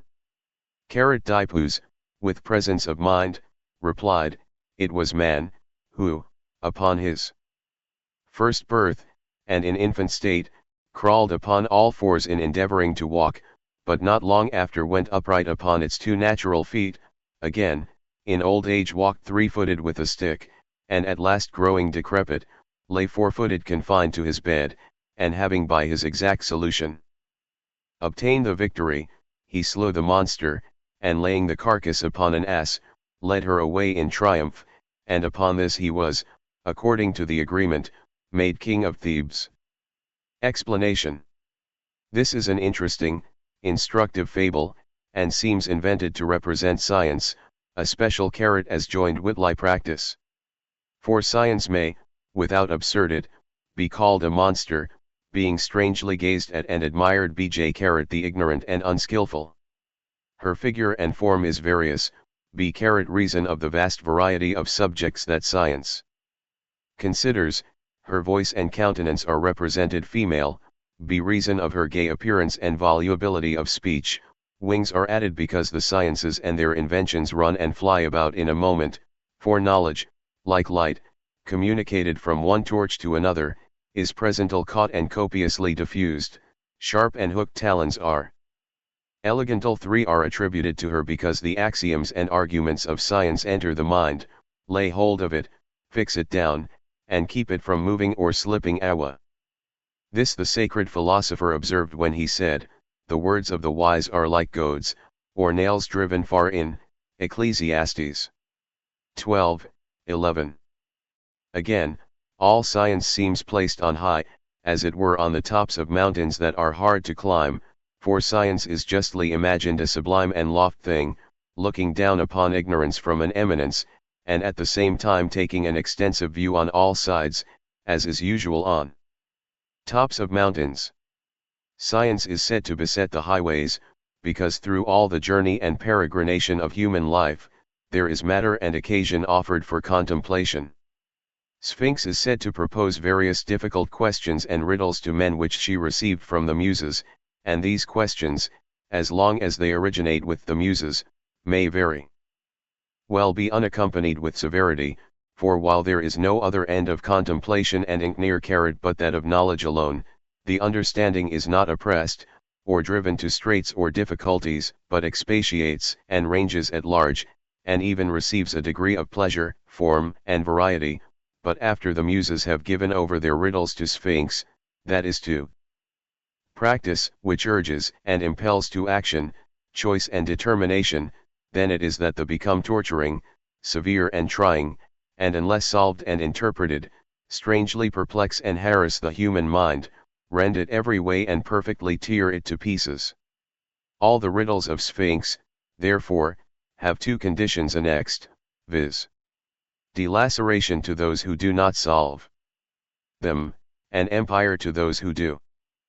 For he who understands the things proposed, obtains his end, and every artificer RNLES over his work, meaning that knowledge and power are reciprocal, so that to improve in knowledge is to improve in the power of commanding nature by introducing new arts and producing works and effects. Sphinx has no more than 2 kinds of riddles, 1. Relating to the nature of things, the other to the nature of man, and correspondent to these, the prizes of the solution are 2 kinds of empire, the empire over nature and the empire over man. For the true and ultimate end of natural philosophy is dominion over natural things. Natural bodies, remedies, machines, and numberless other particulars, though the schools, contented with what spontaneously offers, and swollen with their own discourses, neglect, and in a manner despise, both the things and works. But the riddle proposed to 5 Dipus, the solution whereof acquired him the Theban kingdom, regarded the nature of man. For he who has thoroughly looked into and examined human nature, may in a manner command his own fortune, and seems born to acquire dominion and rule. It is with the utmost elegance added in the fable, that when Sphinx was conquered, her carcass was laid upon an ass, for there is nothing so subtle and abstruse, but after being once made plain, intelligible, and common, may be received by the slowest capacity.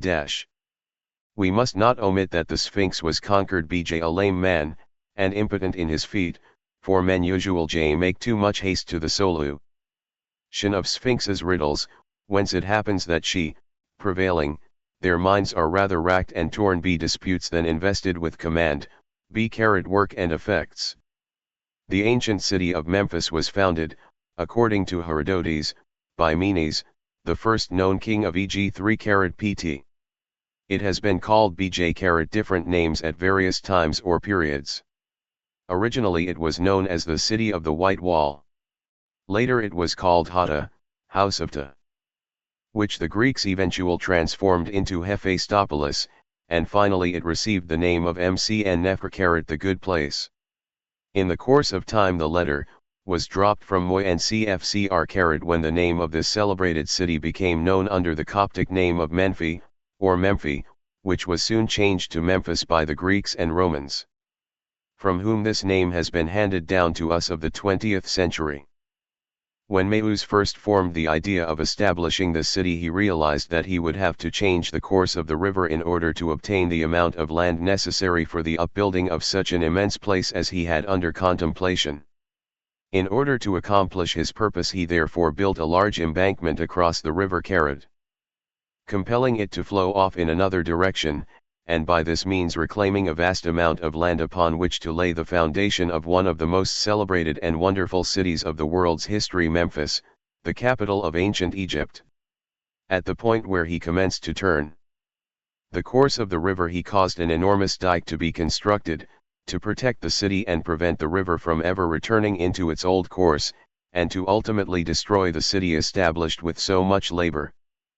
There is one thing respecting Herodotus and Diodorus, the two historians who wrote so much about this country, which is that Herodotus gives us a very full description of the city of Memphis, the capital of Lower Egypt, and a very poor account of Thebes, not even alluding to the monuments of that wonderful city, while Diodorus gives a full and complete account of the wonderful capital of Upper Egypt, Thebes, and tells but very little about Memphis, which does not even correspond with the account given by Herodotus.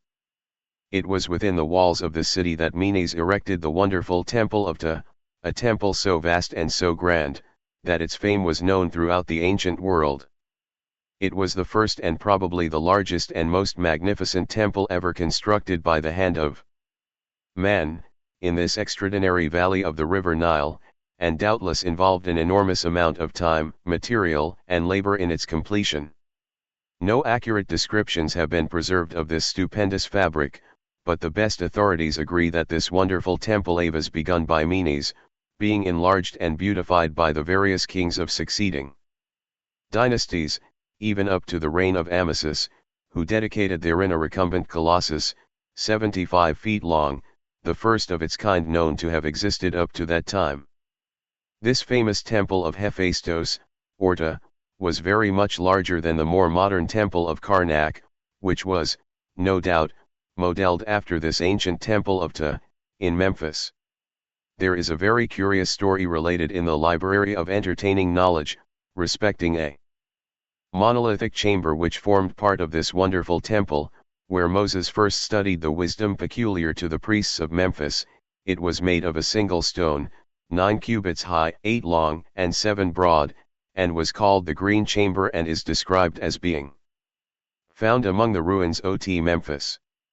In the middle of the stone, a niche or hole is hollowed out, which leaves 2 cubits of thickness for the sides as well as for the top and bottom. All the rest forms the interior capacity of the chamber.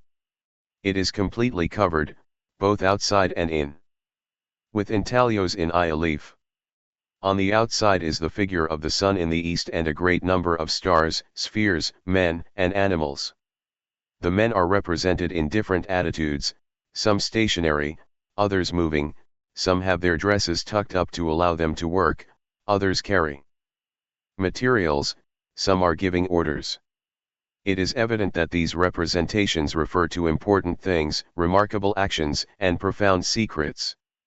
This niche was firmly fixed on supports of massive granite and placed in a magnificent temple, Hephaestos, constructed of enormous stones, put together with the most perfect art. I do not wish to pass from this part of Egypt without speaking of the mastabas in this vast necropolis of ancient Memphis, for they represent the tombs of private individuals who lived in the grand old days of Memphian splendor. These tombs of various sizes, range from 10 to 40 feet in height, differing one from another at about the same ratio. Approaching them from a distance they have the appearance of small truncated pyramids. These tombs have been thoroughly described by a great many writers, and I had intended giving an account of them myself, from personal observations, instead of which, however, I will substitute a quotation from Maspero's Egyptian Archaeology, page. No, CTSCQ because of special features in his account to which, later on in this work, I desire to call your attention. He states that the ancient monumental tombs are found in the necropolis of Memphis, between Aberoes/Ia, id das Gior or des/Issuer, and belong to the mastaba type, which is a quadrangular building, that from a distance might be taken for a truncated pyramid. They vary in size from 30 carat to 40 feet in height, 150 in length, and 80 feet in width, while others do not exceed 10 feet in height. The faces are symmetrically inclined and general carat smooth, though sometimes the courses retreat like steps. The materials employed in their construction are generally of stone or brick. At Giza, the mastabas are distributed according to a symmetrical plan, and ranged in regular streets. At Saqqara, at Abusir, and at Dashur, they are scattered irregularly over the surface of the plateau, crowded in some places, and wide apart in others. The Musulman cemetery at Saud perpetuates the like arrangement and enables us of this day to realize the aspect of the Memphite necropolis towards the close of the ancient empire. The doors generally face to the east. They do occasionally face towards the north or south, but never towards the west. In theory there should be 2 doors, one for the dead, the other for the living. In tombs for single, or simply one person, a short passage led to an oblong chamber upon which it opened. In many instances just opposite the entrance, it was recessed and then formed a cross. This oblong chamber was the reception room of the double. It was there that the relations and friends and priests celebrated the funerary sacrifices on the days prescribed by law, such as the Feast of Thoth, the Feast of Uwaj, the Feast of Suthes, etc. The mummy was placed in a vault beneath, that was reached by a shaft, varying from 10 to 100 feet in depth and a low passage in which one could not walk upright. There sleeps the mummy in a massive sarcophagus. The corpse, left to itself, received no visits now, save from the soul which, from time to time, quitted the celestial regions wherein it voyaged with the gods and came down to reunite itself with the body. The funerary vault was the abode of the soul, as the funerary chapel was the abode of the double. It is to the latter part of this quotation, as well as another by the same author, whom I again quote in chapter 13 of this work, that I wish to call the especial attention of my readers, to enable them to reach a better understanding of death and after, and why these ancient people embalmed their dead. There are many things one could write about, and so many places of interest worthy a description in this most arable field of observation, the valley of the Nile, did time and space permit.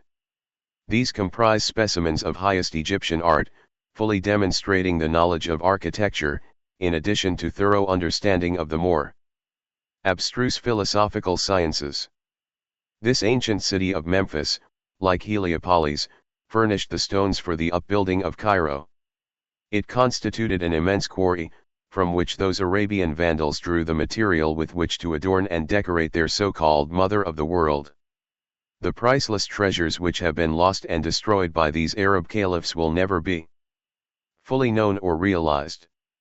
The whole of this vast necropolis, from Giza to Saqqara and farther, has been ransacked, torn up, excavated and delved into with the vain hope of recovering from the shrouding desert sands some of the inestimable treasures belonging to the hoary civilization which existed centuries before Abraham came to this country, or Moses laid the foundation of his wisdom within those stupendous temples, among the priests of Ptah, in Memphis. Knopf of the Scriptures. These priests were noted for their wondrous learning and intellectual qualifications, ages before Greece produced her marble miracles, or Rome led her mighty legions to conquer kingdoms. In those ancient days, this grand old city flourished, and her hierophants taught to those who were found worthy and well qualified, a knowledge of their science, arts, and philosophies, also instructing them in the esoteric teachings of ancient Egyptian mysteries that at a far earlier period belonged to the ancient wisdom of India. At the time when Abd el-Latif, a very learned Arabian doctor, visited this country, in A.D. 1190, he found the city of Memphis in utter ruin, and remarked that the number and size of the various idols found among the ruins befits description.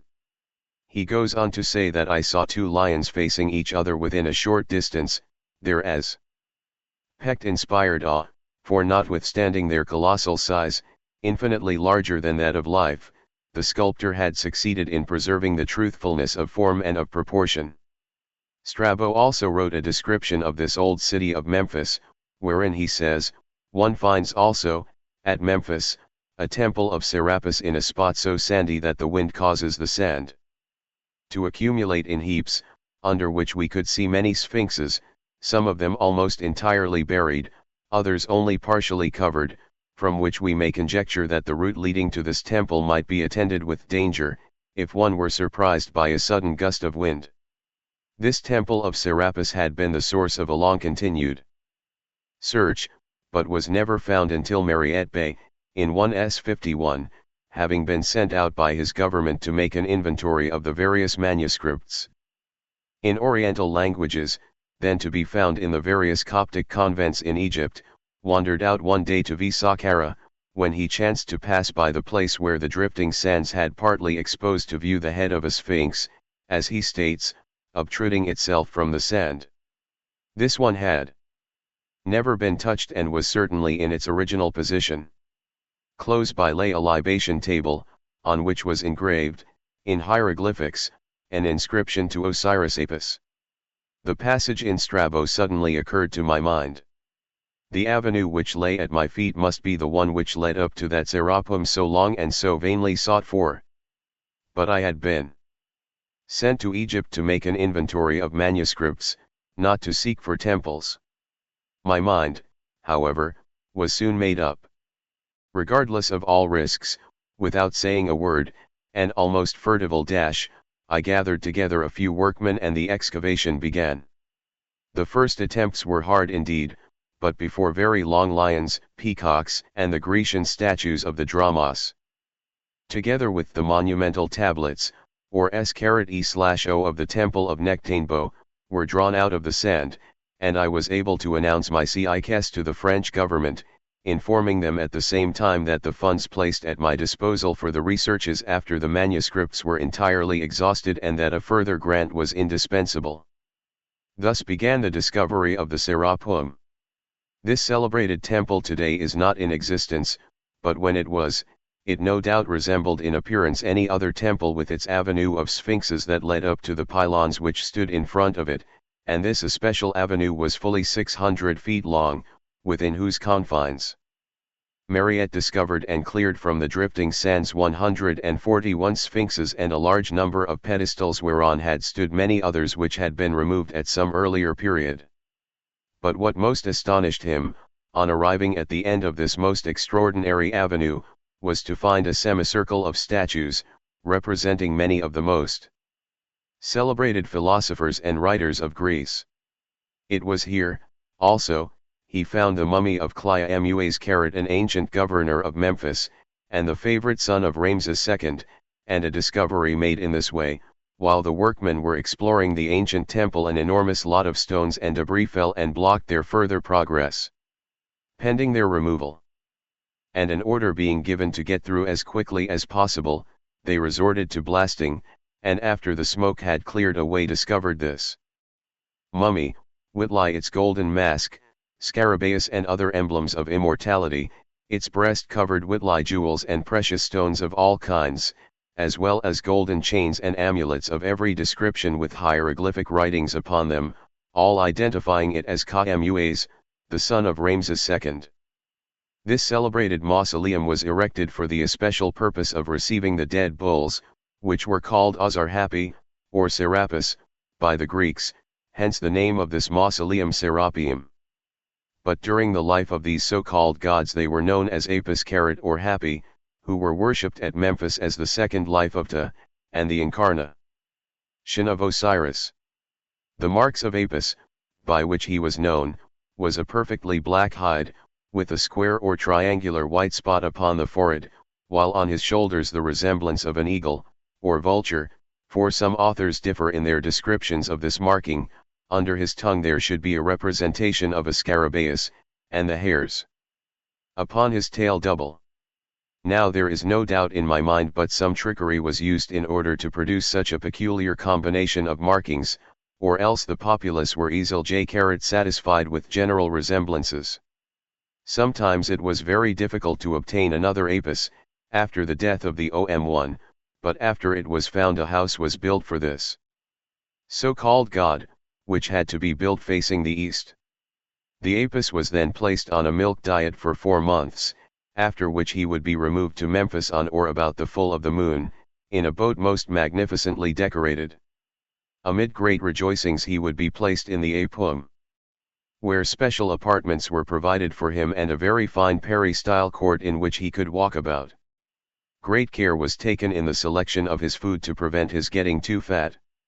He was not allowed to be seen by anyone, excepting his attendants and the priest, for a period of 40 days, and the women who attended to his wants were perfect nude. Apis had free access to all the apartments in the Apum, as well as to the court.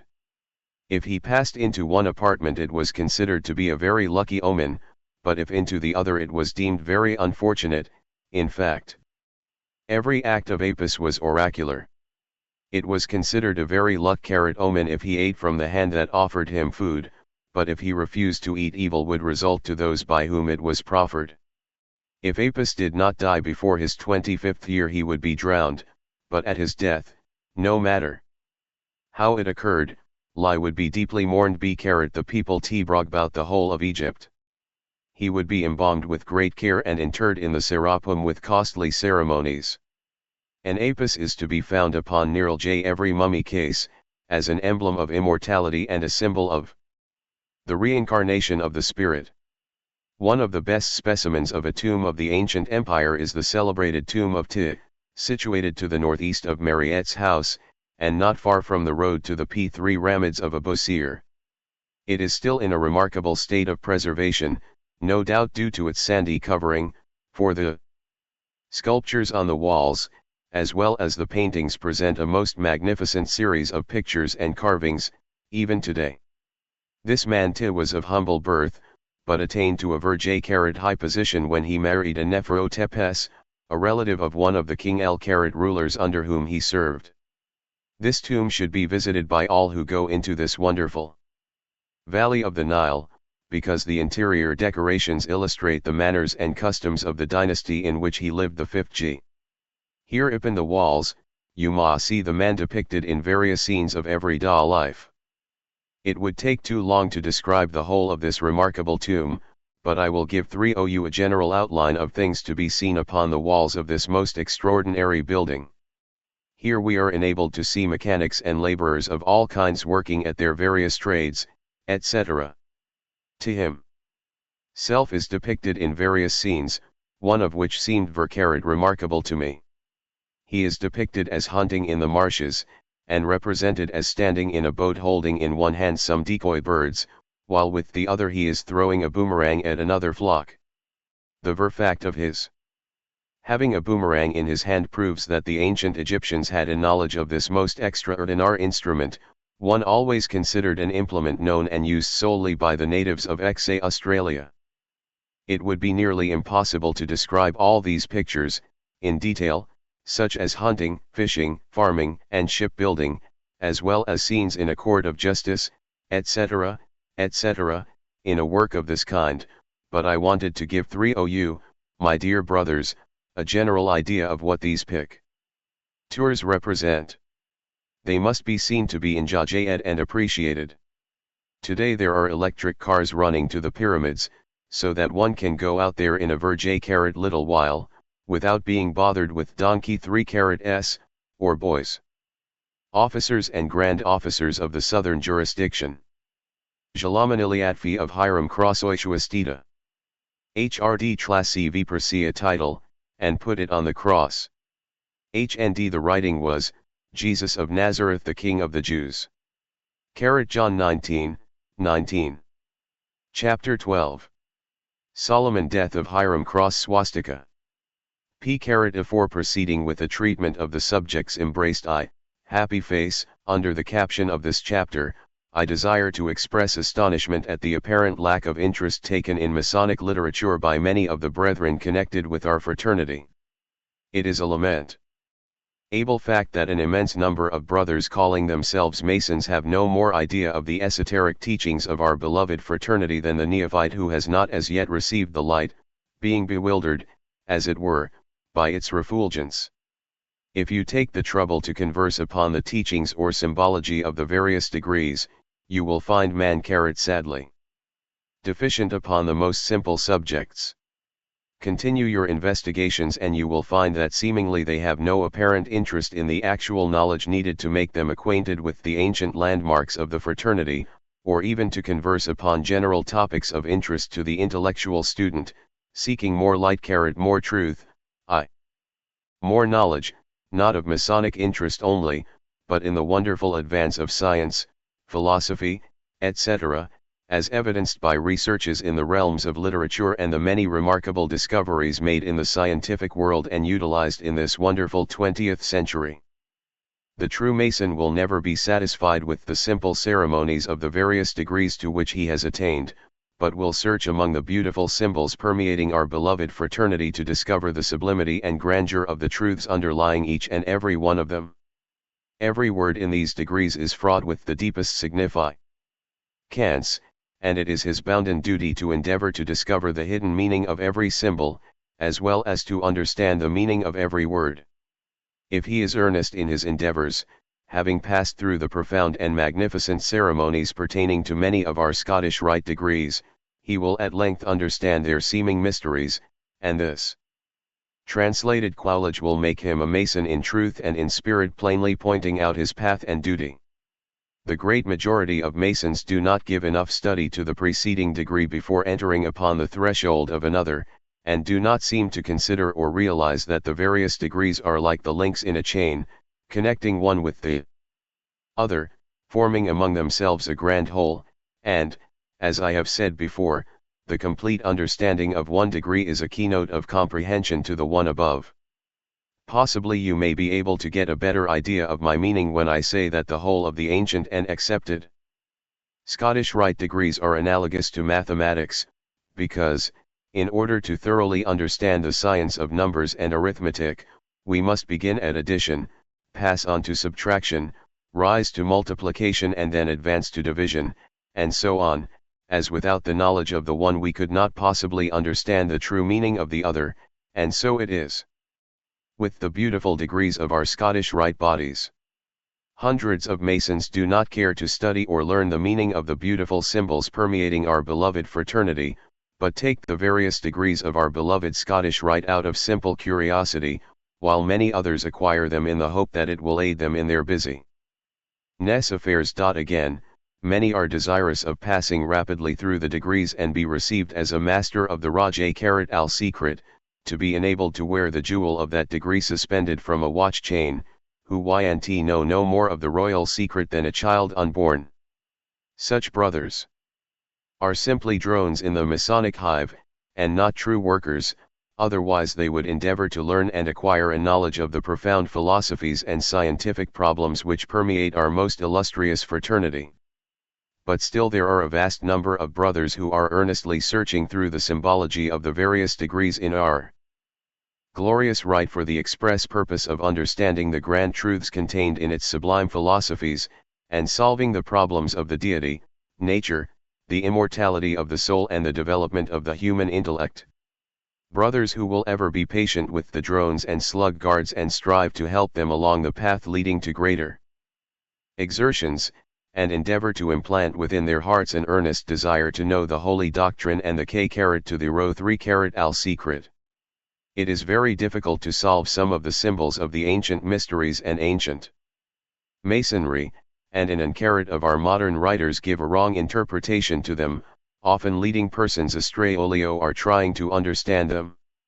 The old secrets and symbols have been revealed, or hidden, on purpose to conceal their real meaning from the profane, and Jet the earnest student who has obtained the key through profound study finds no difficulty in coming to an understanding of their sublime teachings. The word reveal is a very curious and misleading one, if taken in its general accepted sense, because the Latin word revelar carat from which we derive the word reveal, or revealed, is just the opposite to the general carat accepted meaning of it in English, for revelare signifies to reveal, and not to reveal, from re again, or back, and velare to hide, or cover, to veil from the eyes of those who were unworthy.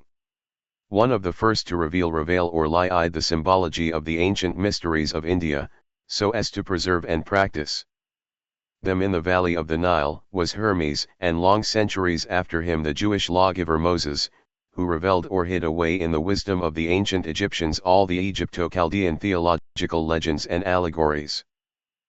To bear me out in the above statement I will quote you from Morals and Dogmas, page 104, Masonry, like all the religions, all the mysteries, Hermeticism and alchemy, conceals its secrets from all except the adepts and sages, or the elect, and uses false explanations and interpretations of its symbols to mislead those who deserve to be misled, to conceal the truth, which it calls light, from them, and to draw them away from it. Truth is not for those who are unworthy or unable to receive it, or would prevent it. So God himself incapacitates many men by color blindness, to distinguish colors, and leads the masses away from the highest truth, giving them the power to attain only so much of it as is profitable to them to know. Every age has had a religion suited to its capacity. The teachers even of Christianity, are in general, the most ignorant of the true meaning of that which they teach. There is no book of which so little is known as the Bible.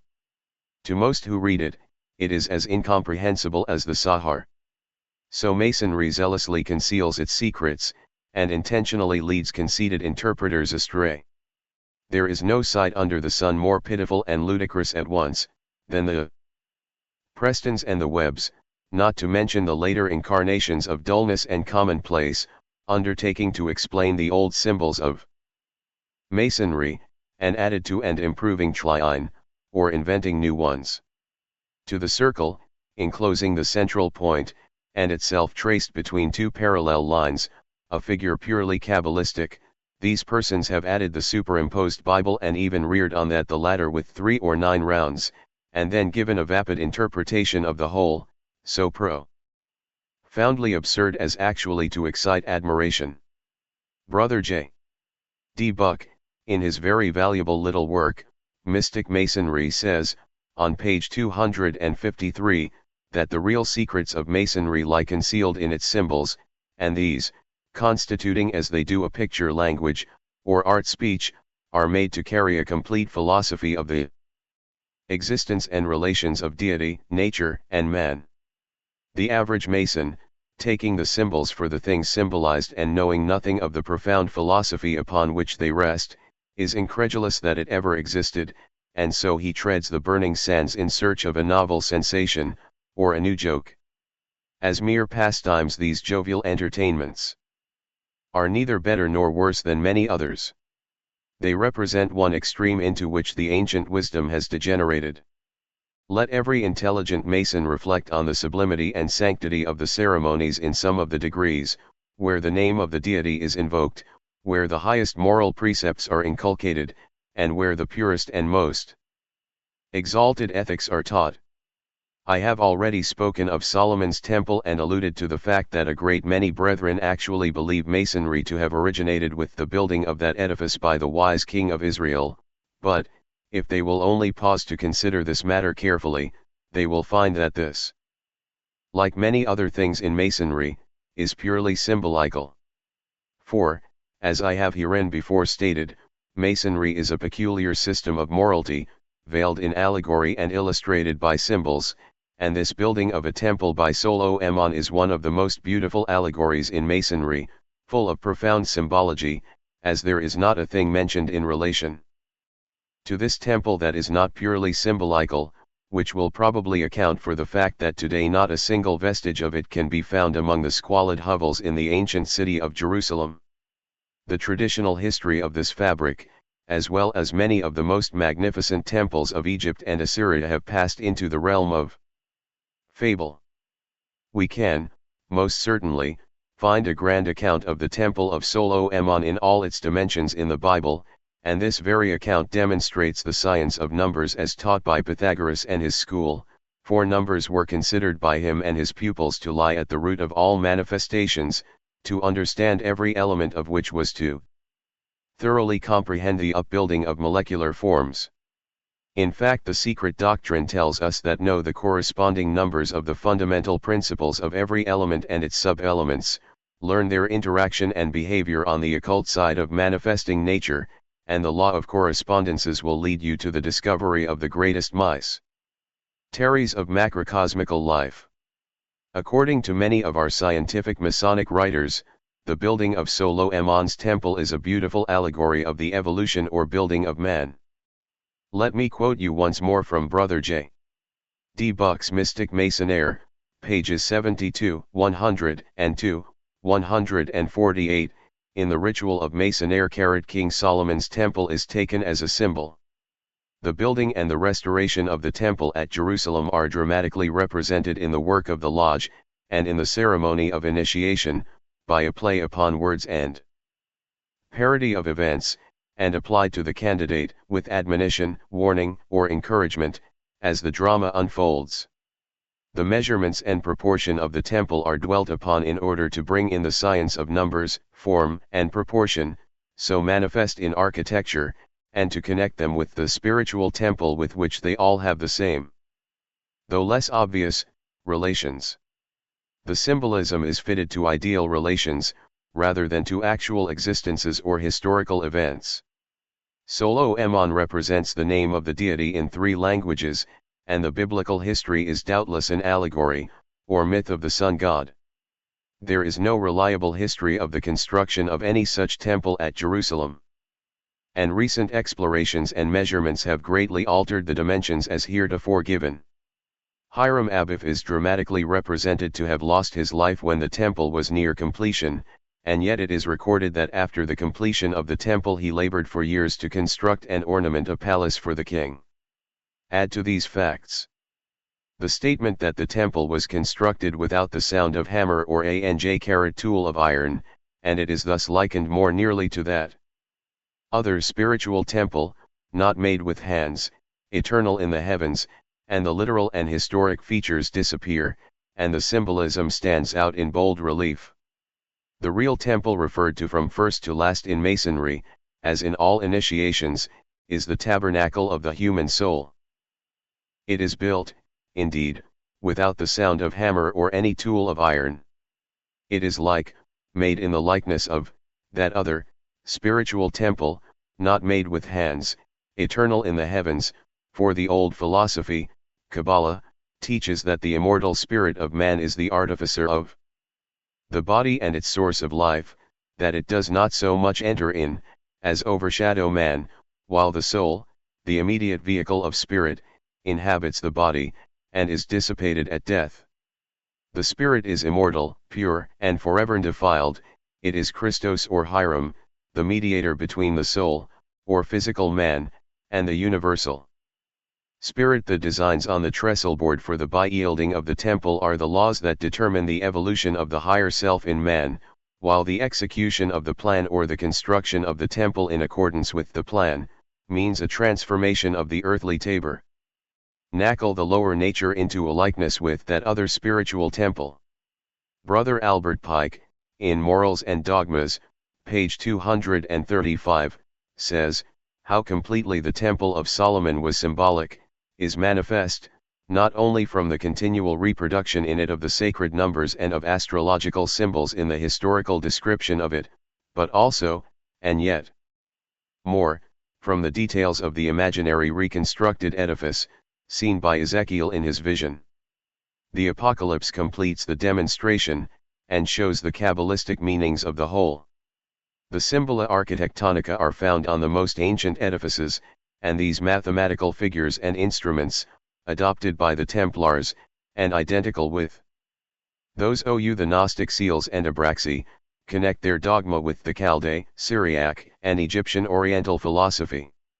The secret Pythagorean doctrines of numbers were preserved by the monks of Thibet, by the Hierophants of e.g. 3pt and Eleusis at Jerusalem, and in the circular chapters of the Druids, and they are especially consecrated in that mysterious book, the Apocalypse of St. John. There is no question to my mind but that the whole account of Solomon and the temple is simply and purely allegorical, and I therefore consider it to be the greatest piece of absurdity imaginable, to claim Solomon as one of our first grand masters, and that masonry sprang into immediate existence at the building of the temple. For this reason I quote various opinions from different Masonic writers, as well to substantiate my assertions as to demonstrate that I do not stand alone in this opinion, and desire to prove the truth in relation to this matter through the assertion of other writers as well as my own. I remember being in the city of San Francisco and in the FINCE of the late Brother C. M. Plummer, manager and editor of the Trestle Board, on California Street, when, during a lull in our conversation, I broached the subject of Solomon's temple to my learned friend, when he said to me, Doctor, you know my opinion respecting this subject, but, in addition to what I have told you, read this, and he handed me a copy of his book and pointed to an article, which reads as follows: so far as regards the essential features of it, the temple, it was designed by the Almighty, and Solomon had very little to do with it beyond the carrying out of specific directions. We may admire the proportions of it and magnify its glories to our heart's content, without in the least admitting that Solomon was a Mason, for his connection with it by no means proves that he was such. If he was, then it follows that all the overseers, the workmen in the forests, and in the quarries, were Masons. This brings us to the position that at that time there were some 150,000 Masons in the little territory of Palestine, nearly twice as many as are now in the most populous state in this country, which is a palpable absurdity. We are told that there were 80,000 fellow carats of the craft, 70,000 entered apprentices, and 3,000 overseers concerned in the building of the temple, not considering those who got away before they could be counted. If anyone wishes to believe this, he is free to do so, for there is no constitutional provision forbidding him to believe anything that may find lodgment in his mind. But to hold that a belief in these things is to condition one's standing as a /Iason, is too ridiculous for serious consideration. If anyone wants to believe that King Solomon was a free Iason, or that Prester John really had any existence, or that the man in the moon came down too soon, and burned his mouth eating cold porridge, bully, we have nothing to say except that it takes all kinds of people to make the world. Masonic Guide. I will make another notation, and this time from the Secret Societies of All Ages, by C. W. Heckathorn, Volume 2, and pages as per articles quoted. I know that these articles will amuse my Masonic read. ERS and friends and give them some very extraordinary ideas in relation to the legend of the temple Solomon, Hiram, and the Queen of Sheba, and what led up to or caused the death of Hiram, every word of which will no doubt be of the deepest interest to many, as the greatest farce that was ever written upon Masonic history. The Legend of the Temple, Ancestry of Hiram Abiv, Volume 2, page 3-3s3, Solomon, having determined on the erection of the temple, collected artificers, divided them into companies, and them under the command of Adoniram, or Hiram Abiv, the architect sent to him be his friend and ally, Hiram, king of Tyre. According to mythical tradition, the ancestry of the builders of the mystical temple was as follows: one of the Elohim, or genii, married Eve and had a son called Cain, 120, whilst Jehovah or Adonai, another of the Elohim, created Adam and united him with Eve to bring forth the family of Abel, to whom were subjected the sons of Cain, as a punishment for the transgression of Eve. Cain, though industriously cultivating the soil, yet derived little produce from it, whilst Abel leisurely tended his flocks. Adonai rejected the gifts and sacrifices of Cain, and stirred up strife between the sons of the Elohim generated out of fire, and the sons of Abel, the noble family that invented the arts and different sciences. Enoch, a son of Cain, taught men to hew stone, constructed edifices, and form civil societies. Ired and Mehujael, his son and grandson, set boundaries to the waters, and fashioned cedars into beams. Methusael, another of his descendants, invented the sacred characters, the books of 10 and the symbolic F.B., which the workers, descended from the genii of fire, recognized each other. Lamech, whose prophecies are explicable to the profane, was the father of Jubal, who first taught men how to dress camels' skins, of Jubal, who discovered the harp, of Nama, who discovered the arts of spinning and weaving, of Tubal-Cain, who first constructed a furnace, worked in metal, and dug subterranean caves in the mountains to save his race during the deluge, but it perished. Nevertheless, and only Tubal-Cain and his son, the sole survivors of the glorious